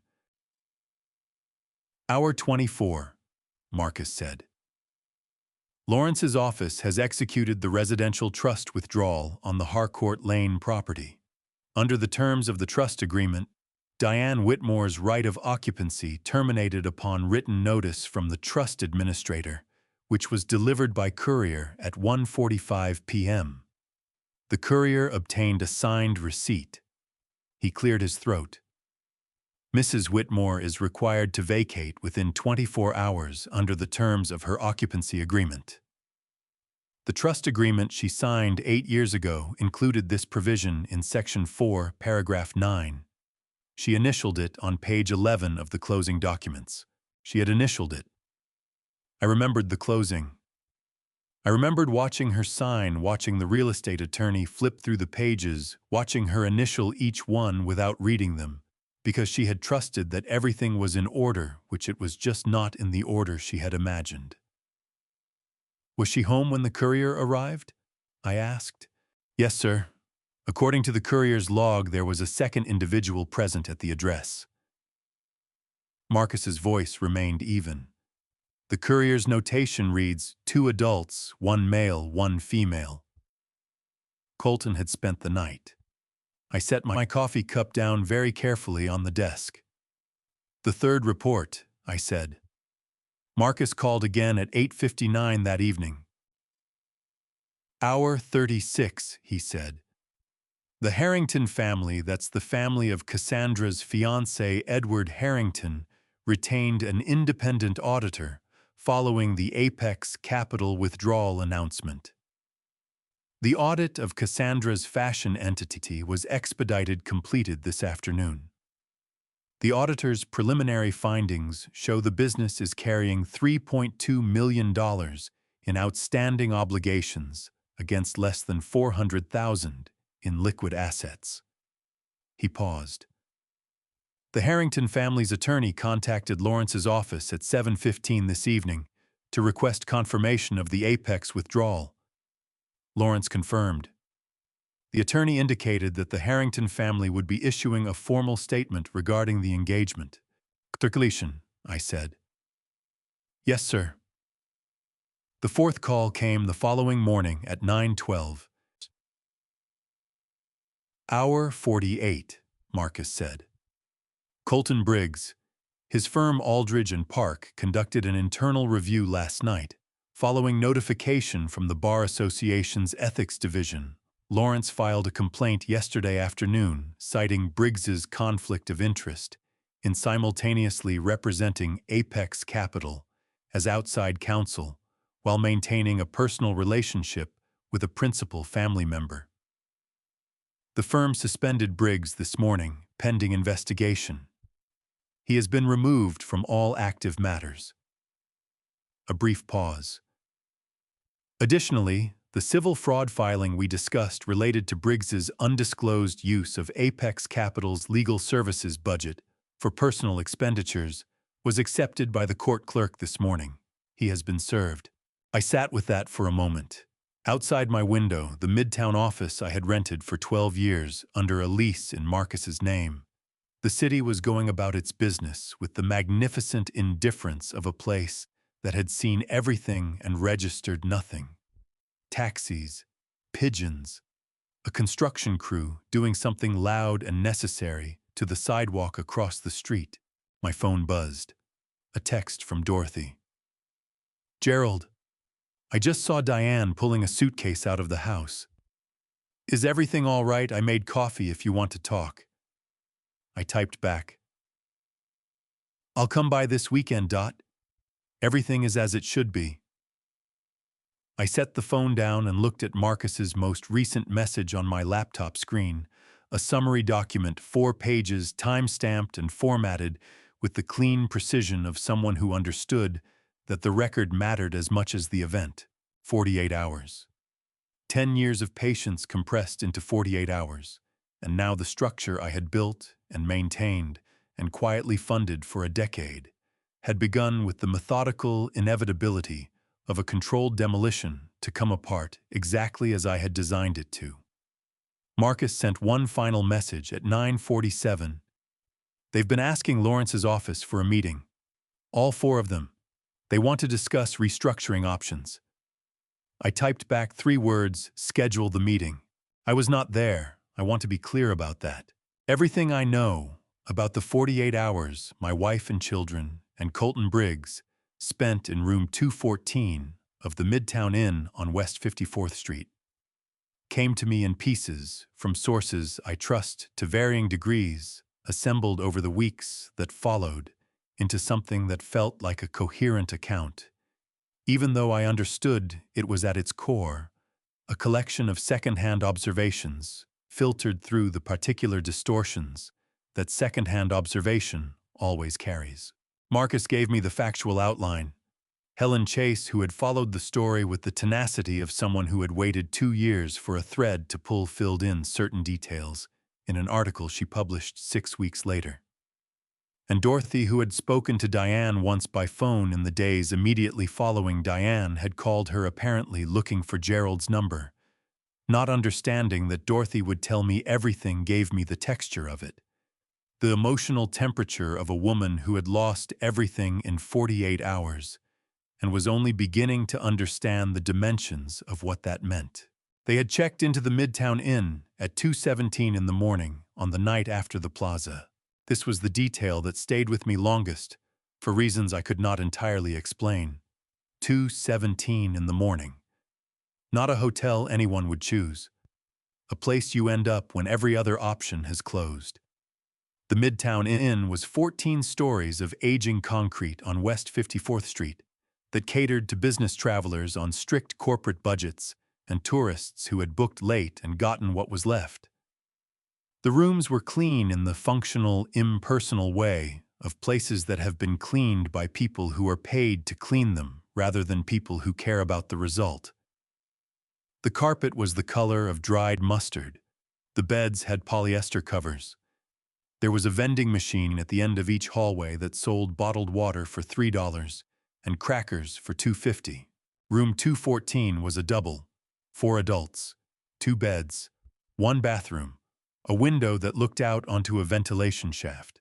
According to Dorothy's account of her phone call with Diane, the first thing that happened when the door closed behind them was that Colton Briggs said the words that ended whatever remained of his alliance with the Whitmore family. He said them with the directness of a man who had concluded that the social niceties were no longer worth the effort. "This is Gerald's doing. He's been playing you all for years, and you were too comfortable to see it." Preston, according to Diane, responded to this by throwing a plastic water cup at the wall. Not at Colton. At the wall.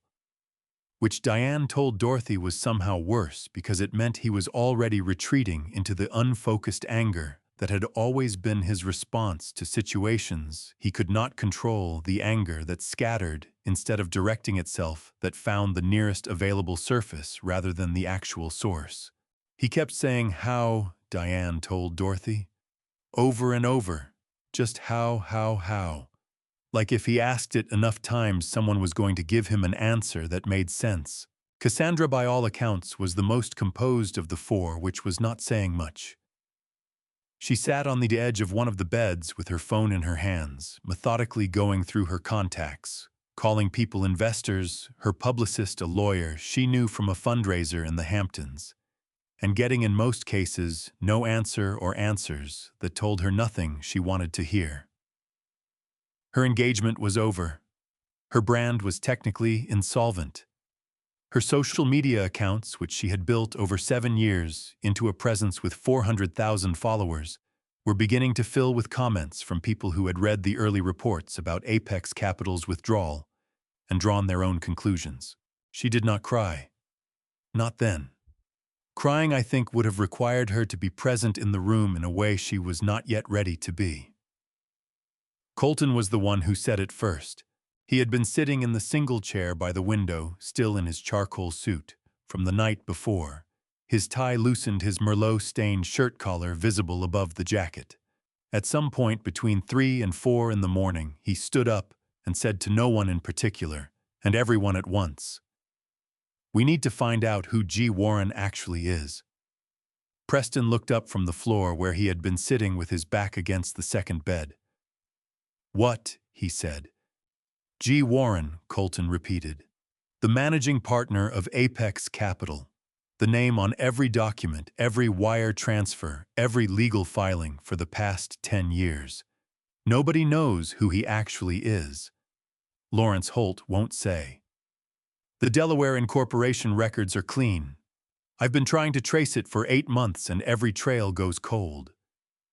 He looked at Preston with the expression of a man rearranging pieces on a board. "Whoever G. Warren is, they made this happen. We find G. Warren, we find a way to reverse this." The room went quiet. In the way rooms go quiet when 4 people are thinking the same thing from 4 different directions. It was Diane who spoke next. Her voice, according to Dorothy, was very flat, not emotional. Flat in the way that surfaces go flat when the person using them has decided to be strategic rather than honest. We don't need to find G. Warren, she said. We need to get a meeting with Lawrence Holt. If we can get in front of the fund's legal representative and demonstrate that the ethics clause was misapplied, that the conduct at the plaza did not materially damage the fund's interests, we might be able to argue for reinstatement. Colton shook his head. The ethics clause application is airtight. I drafted the template it was based on. I know exactly how it works, and I know we cannot argue misapplication. He paused. But if we can get to G. Warren directly, then get us the meeting, Preston said. His voice had changed. The scattered anger had compressed into something colder and more focused, the way weather systems compress before they become dangerous. Get us in front of whoever runs that fund, and let me handle the conversation. I can fix this. I just need to be in the room. I was not in the room. But I heard about it piece by piece in the days that followed, and what struck me most going through each account was not the anger or the panic or the strategic maneuvering that four intelligent people were throwing at a problem they did not yet understand. What struck me was the one thing that was entirely absent from every version of every account I received. In 48 hours in a room with 2 beds and a view of a ventilation shaft, not one of them said my name as though I were a person. I was a variable. I was an obstacle. I was the source of the problem and potentially the solution to it. I was G. Warren, maybe, or G. Warren's connection, or G. Warren's weakness. I was not Gerald. I was not Dad. I was not the man who had made pot roast at 2 in the morning and put it in the refrigerator with their names on it. That more than anything else, Marcus or Helen Chase or Dorothy told me was the thing I carried with me into the days that followed. Dorothy called on a Wednesday morning, 4 days after the plaza. I was at my Midtown office, the one on the 14th floor of a building on 47th Street, that Marcus had leased in his name for the past 12 years, the one with the window that looked out over the rooftops toward the Hudson, and the one good chair that I had brought up in an elevator myself the year I rented the space. Because the building's freight elevator had been out of service, and I had not wanted to wait. I was reading the preliminary draft of a Helen Chase article that Marcus had obtained through a contact at the Wall Street Insider, not published yet. Still in editorial review, careful and precise, and stopping just short of naming G. Warren outright in a way that told me she was close but not there yet. My phone buzzed on the desk. Dorothy Calloway. I picked up on the second ring. Gerald, she said, and her voice was different from its usual register. Not alarmed exactly, but careful in the way that people are careful when they are about to say something they are not sure how to say. I'm at the house. I had asked her 2 days earlier to go by Harcourt Lane and collect a few things from my room, the box of Ruth's photographs I kept in the closet, my mother's Bible, the manila folder of personal documents I had left in the desk drawer. Dorothy had a key. She had always had a key, the same way I had always had hers, the way neighbors who have known each other for 34 years accumulate the small, practical intimacies of proximity without ever formally deciding to. Did you find everything? I asked. I found the photographs, she said, and the Bible, and the folder. A pause, longer than her usual pauses. Gerald, I opened the refrigerator. I set down the Helen Chase draft. I was going to get some water. Dorothy continued, her voice moving carefully around the edges of whatever she was about to say. The water filter pitcher, the one you keep on the middle shelf. And when I opened the door, she stopped. I heard her exhale a slow, controlled breath that told me she was managing something. There are 4 containers on the middle shelf, labeled. Each one has a name on it. I did not say anything. Preston, she said. Cassandra, Diane. Another pause, and in the pause I could hear her moving a small sound, her hand perhaps touching the containers, reading the labels in sequence. And Colton. Her voice caught very slightly on that last name, just enough that I could hear the shape of her confusion and her sorrow and the dozen questions she was not yet asking. Gerald, when did you make this? The night before, I said. The silence between us stretched for a long moment. Outside my office window, a pigeon landed on the ledge opposite and regarded the middle distance with the profound incuriosity of a creature that has made its peace with the world. Pot roast, Dorothy said finally. It was not a question. Yes. The Sunday recipe. Yes. She made a sound that was not quite a word, something between an exhale and the beginning of a sentence, that she decided halfway through not to finish. I heard her set her phone down briefly and then pick it up again, and when her voice came back, it was slightly thicker than it had been the way voices get when a person is being very deliberate about maintaining their composure in a situation that does not make composure easy. Nobody opened them? She said. No. They've been in here since the night before the plaza and nobody… She stopped herself. Tried again. Gerald, it's Wednesday. That's 5 days. I know. The pot roast is still good, she said. And there was something almost desperate in the precision of that detail, the way she had reached for something factual and concrete, because the alternative was to sit with what the containers meant. And what they meant was too large for a Wednesday morning phone call between two people standing in different rooms of a city that did not stop for anything. I mean, it's been refrigerated properly. It's still you made it right, the way Ruth showed you it would keep… Dorothy, I said. She stopped. Would you throw them away for me? I said. All 4. You can use the bags under the sink. The silence this time was different from the previous ones. It had weight in it, the specific weight of a person absorbing something they had half understood for a long time, and were now being required to understand fully. Are you sure? She asked. Yes. I heard her set the phone down again. I heard the sound of the refrigerator door opening and the soft impact of the containers being placed on the counter one by one, and the rustle of a trash bag being shaken open, and then quietly the sound of each container being dropped inside. 4 separate sounds. 4 separate impacts. Each one very small and very final. She picked up the phone.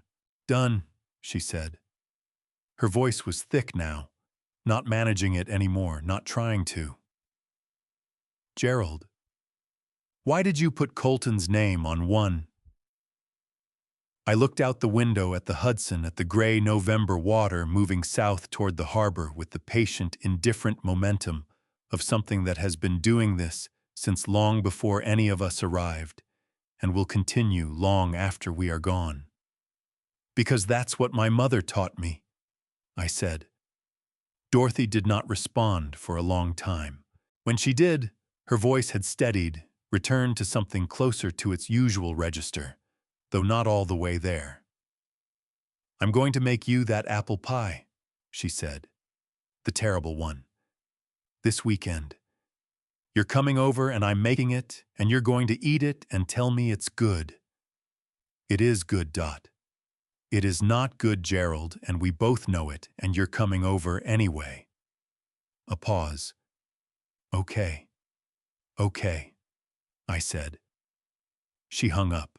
I sat in the good chair by the window for a long time after that, watching the Hudson move, holding the phone in my hand, without looking at it, thinking about 4 containers on a refrigerator shelf with 4 names written in black marker on strips of masking tape, and the 5 days they had sat there in the cold without anyone opening them, and my mother standing at a kitchen table in Newark in 1965 teaching a 9-year-old boy that you feed people who are in your house full stop, because that is what it means to be a person of basic decency.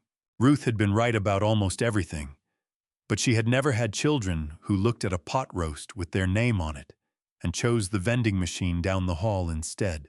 Lawrence called me on a Friday afternoon to confirm the details. Monday at 10, he said. All four have confirmed attendance. Briggs retained separate counsel, a man named Patterson from a firm on Lexington, but Patterson called my office this morning to say he would not be accompanying his client to the meeting. Apparently, Briggs told him he did not need a lawyer present for what he described as a family conversation. Lawrence paused with the particular brevity of a man who has been practicing law for 31 years and has learned that some statements require no editorial comment. I told Patterson that was Briggs's decision to make. It is, I said. Gerald. Another pause, this one slightly longer, carrying the weight of something Lawrence wanted to say, and was measuring carefully before he said it. Are you certain about the format? Because what you've described, you walking into that room in person without any prior notification to the other parties, is going to produce a reaction that I cannot predict and cannot control once it's in motion. I know, I said. The alternative is to have me present the disclosure documentation on your behalf and allow you to remain Lawrence, I said. I need to be in the room. He accepted this, the way he accepted most of my decisions, with a single measured exhale that conveyed both his reservations and his intention to proceed regardless. Monday at 10, he said again. I'll have the full documentation package prepared. 10 years of fund records, all disbursements to family accounts, the Ethics Clause activation file, and the Section 7.2 violation documentation on Preston's undisclosed debt. Thank you, I said. One more thing. His voice shifted slightly. Marcus asked me to tell you that Helen Chase's article went to final edit yesterday. It publishes Tuesday morning. I thought about that for a moment. Tuesday, the day after the meeting. The sequence felt appropriate in a way I had not planned, but could recognize. Good, I said, and meant it. The weekend passed quietly. Dorothy came over on Saturday with the apple pie, which was as terrible as advertised, the crust. Too thick on one side. The filling slightly undersweetened the whole thing, listing gently to the left on the plate, like a building with a foundation issue. I ate 2 slices and told her it was excellent, and she looked at me with the expression of a woman who has known me for 34 years and is not remotely fooled, but appreciates the effort. And we sat on her porch in the November cold, wrapped in the old wool blankets she kept in the cedar chest by the door, and talked about Harold and Ruth and the apple tree and everything except Monday. Sunday I spent alone. I went to the dry cleaner on Amsterdam Avenue and picked up the suit I had dropped off 3 weeks earlier, a charcoal wool blend, single-breasted, made by a tailor on West 38th Street named Kowalski, who had been fitting me for 17 years and who had never once asked me why a man who dressed the way I dressed every day owned 3 suits that cost as much as a used car. I brought it home and hung it on the back of the door of my small room and looked at it for a while. Then I opened the top drawer of my desk and took out the watch. Not the Timex. The other one. The Patek Philippe was a reference 596 yellow gold case silver dial hand wound movement, purchased in 2016 at the Patek Philippe Salon on 5th Avenue on the afternoon that Apex Capital crossed $1 billion in assets under management. I had walked in alone, paid in full, walked out with it on my wrist, and then taken it off in the elevator and put it in my coat pocket, because wearing it on the street felt like a statement I was not ready to make. It had been in the top drawer of my desk ever since, in its original box, unworn. I wound it. The movement caught with the particular precise resistance of a mechanism that has been maintained properly and knows what it is doing. I set it against the suit on the door and went to bed. Monday morning, I was up at 6. I showered, dressed, knotted the tie, a dark burgundy silk, that Ruth had given me for my 55th birthday, the last birthday she was alive, for the last present she ever wrapped.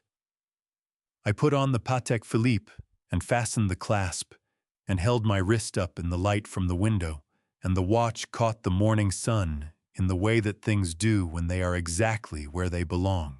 Marcus was waiting in the lobby of the Apex Capitol building when I arrived at 9:45. He was in his usual dark suit, holding 2 cups of coffee from the place on 52nd Street that we had been going to for 11 years, and when he saw me come through the revolving door, he looked at the suit and the watch, and then at my face. And something moved across his expression that was not quite a smile, but was in the neighborhood of one. "And they arrived at 9:20, he said, handing me a coffee. "All 4. Briggs is wearing the same suit as the plaza. Mrs. Whitmore has a bag with her, the kind people bring when they intend to produce documents." He fell into step beside me as I moved toward the elevator. "Lawrence is upstairs. The documentation package is on the table." We rode the elevator to the 42nd floor in silence that was comfortable in the way that silences are comfortable between people who have worked alongside each other for 2 decades and have run out of things they need to say before a moment they have both been preparing for. The elevator opened onto the reception area of Apex Capital's executive floor, floor-to-ceiling windows, the city laid out below us in the flat gray light of a November morning, the Hudson visible in the distance, doing what it always did. Lawrence was standing by the conference room door. He nodded once when he saw me. "They're inside," he said quietly.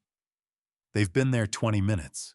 I looked at the conference room door, solid cedar brass handle, no window. Behind it, 4 people who had spent a week believing that the problem they were sitting with had a solution that did not involve fundamentally reconsidering everything they thought they knew. I thought about the glass door in August, about the rain, about Preston's hand on the handle that he had not turned. I thought about 4 containers in a cold refrigerator for 5 days. I thought about a silver watch in a wastebasket and the sound of a drawer closing overhead. "Gerald," Marcus said quietly. "Are you ready?" I straightened my tie. I put my hand on the brass handle of the cedar door. "Yes," I said. And I opened it. Lawrence told me later that when I walked in, nobody spoke for 11 seconds. He counted. Lawrence Holt, who had been practicing corporate law for 31 years and had sat in more high-stakes rooms than most people would accumulate in 3 lifetimes, had counted the seconds of silence. Because as he told me afterward over scotch in his office on Park Avenue, he had never in his career witnessed a room change temperature so completely and so rapidly without anyone touching a thermostat. I had taken 3 steps inside before I let the door close behind me.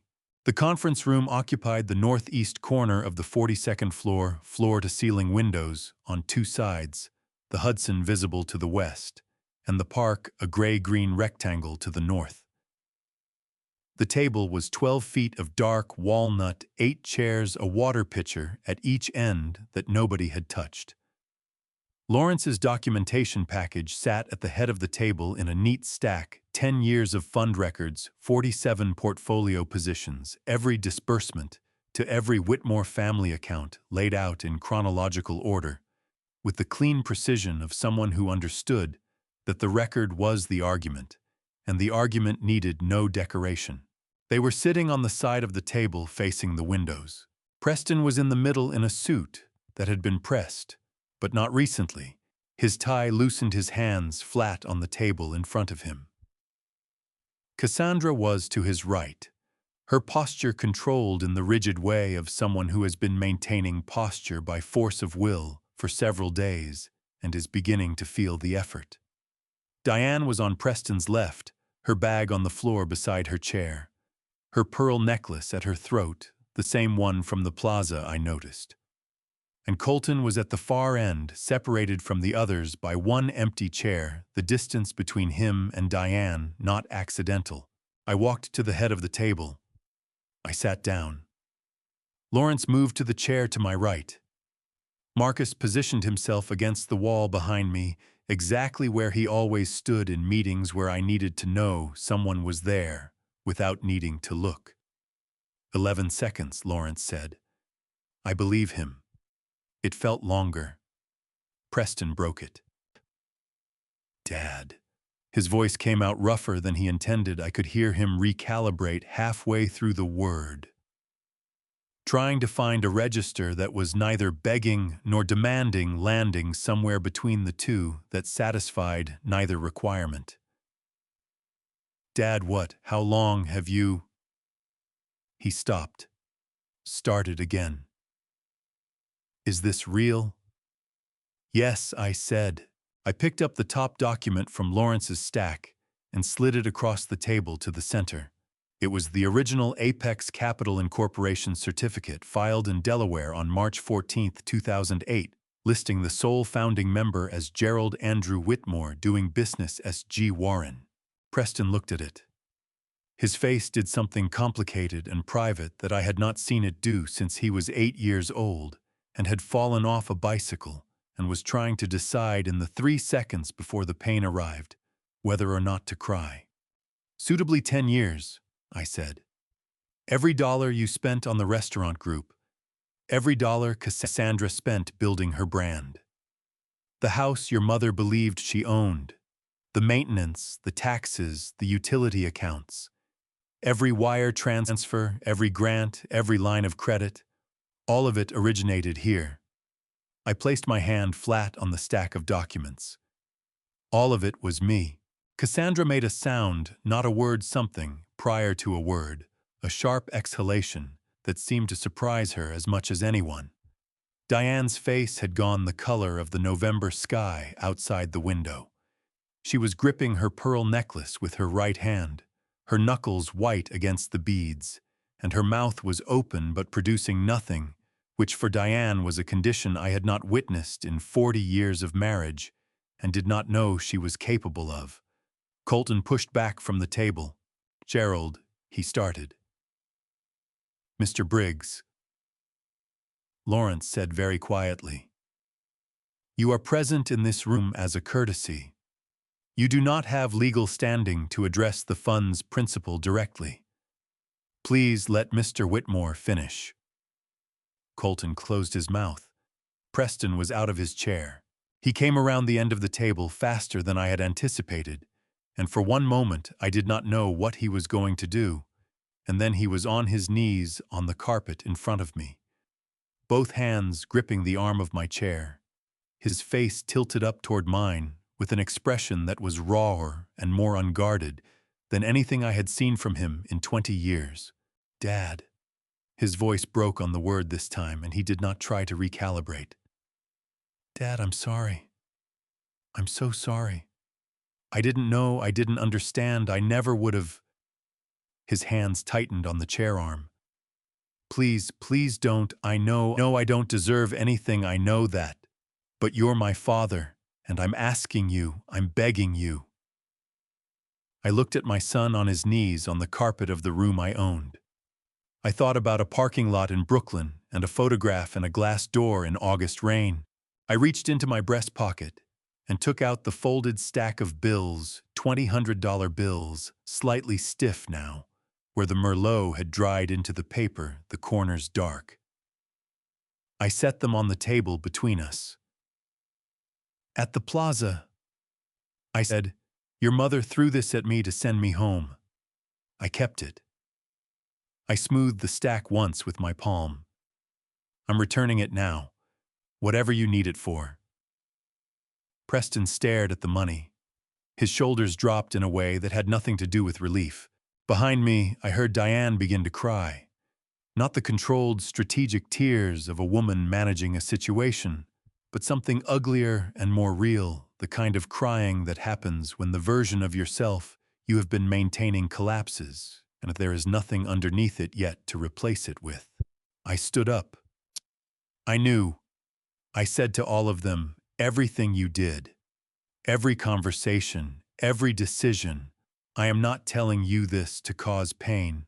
I am telling you because I want you to understand that what I did, what I chose for 10 years, I chose it, hoping that the people I loved would show me something I could believe in.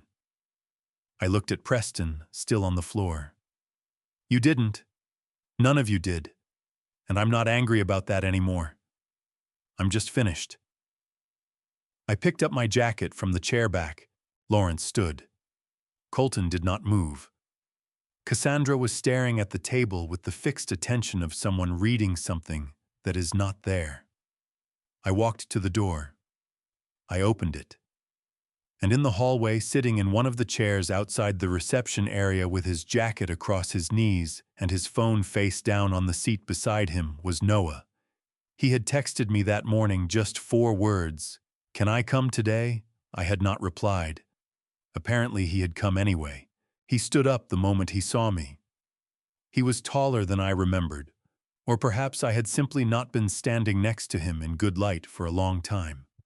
He reached into the front pocket of his jacket and took out something small wrapped in a white cloth, and he held it out toward me with both hands.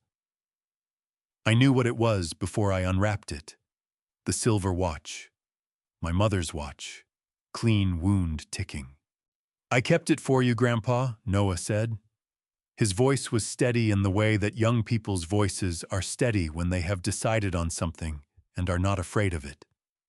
"I didn't know when the right time was. I think it's now." I took the watch from his hands. I held it for a moment. The warm weight of it, the small sound of the movement, the engraving on the back that I could feel without looking RC with love always. My throat tightened in a way I had not permitted it to tighten in a very long time. "Thank you, Noah," I said. He nodded once the way young men nod when they mean something larger than a nod can hold. Then he sat back down beside me right there in the hallway chairs outside the 42nd floor reception of Apex Capital Partners, and we sat together while the city went about its business 42 floors below, and I was not alone. 3 weeks after the hearing, Preston went back to the house on Harcourt Lane to collect what remained of his things. I know this because Marcus told me. The property management company overseeing the estate transition had a supervisor on site who logged the arrival of a 36-year-old man in a rental car at 2:15 in the afternoon, carrying 2 empty duffel bags and a look the supervisor described with the unintentional poetry of someone not trying to be poetic as, like a person who has forgotten what they came for. I was not there. I had not been back to Harcourt Lane since the night before the plaza, and I did not intend to return. The house had served its purpose. Containers that have been emptied do not need to be revisited. But Preston went. He let himself in with a key that still worked. The locks had not yet been changed, an oversight I chose when Marcus mentioned it not to correct. He went upstairs to his childhood room, collected his things. 2 duffel bags filled in under an hour. Then, according to the supervisor's log, he did not leave. He remained for an additional 4 hours and 37 minutes. The movement on the 2nd floor concentrated toward the end of the east hallway. My room. The small one with the single window facing the neighbor's fence, the wooden desk, the lamp with the crooked shade. The room no one in my family had entered voluntarily in 10 years. I learned what happened there from Dorothy, who learned it from Noah, who had driven out to Harcourt Lane that afternoon because he understood with the instinct of someone young enough to still act on instinct that his father should not be alone in that house.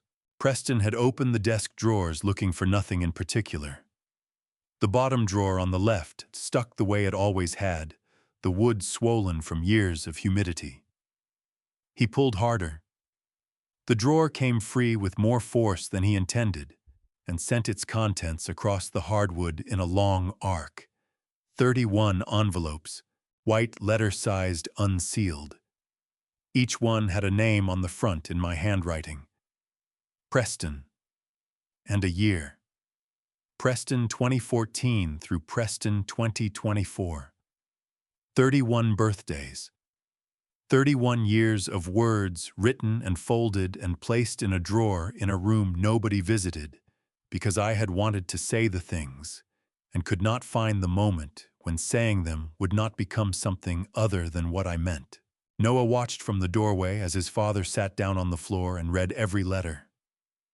At some point, Preston began to cry, the way people cry when the mechanism finally gives way after a very long time, not tears on a face, but the whole body involved shoulders and chest, and the sound of someone who has found the bottom of something they did not know had a bottom. Noah did not go to him. He told Dorothy he thought his father needed to be in it. I think Noah was right. The consequences came to me in sequence. Colton Briggs was disbarred by the New York State Bar Association in early December, the process accelerated by Lawrence's documentation. The district attorney's office had opened a parallel criminal inquiry alongside the civil fraud case. Colton was out on bail in a sublet in Astoria, Queens, his name removed from the Aldridge and Park website. Diane was working as a hostess at an Italian restaurant in the West Village. Cassandra had filed for Chapter 7 personal bankruptcy, a process by which a court-appointed trustee liquidates non-exempt assets to satisfy outstanding debts, leaving a clean slate and a 10-year credit notation, and was doing social media work in Hoboken. Preston was making monthly payments on the $4 million private loan and working as a floor manager at a hotel near Penn Station, solving other people's problems at close range without delegation. The most useful education he had ever received. The 31 letters were still at Harcourt Lane. Preston had put them back in the drawer. All of them in order, carefully stacked and pushed closed. He had not taken a single one. Dorothy said he left them because he was not ready to own them yet. I thought she was probably right. I kept the phone on my desk in the Midtown office the way I always had. I was not waiting for Preston to call, but I was not waiting either. I signed the incorporation papers for the Whitmore Foundation on a Tuesday morning in December, 6 weeks after the hearing. Dorothy brought apple pie. It was still terrible. The crust had the texture of something that had made poor decisions, and the filling leaned sweet in all the wrong places, and it was the best thing I had eaten in months. "You're smiling," she said, watching me from across the desk. "It's good pie," I said. "It is absolutely not good pie, and you know it." She cut herself a second slice anyway. "What does the foundation do exactly?" "It supports elderly individuals who have been financially or emotionally abandoned by family members," I said. "Legal assistance, housing, advocacy." I set the pen down. The things I would have wanted someone to offer Ruth if she had ever needed them. Dorothy was quiet for a moment. Then she nodded once, the way she nodded when something was exactly right and didn't require comment. Noah arrived at 2 in the afternoon, still in his university jacket, carrying a backpack that suggested he had come directly from campus.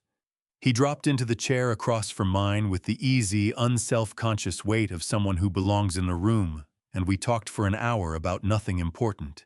His coursework, a documentary he had watched, the apple tree in Dorothy's yard that had produced more fruit this fall than any previous year. At some point, Dorothy went home.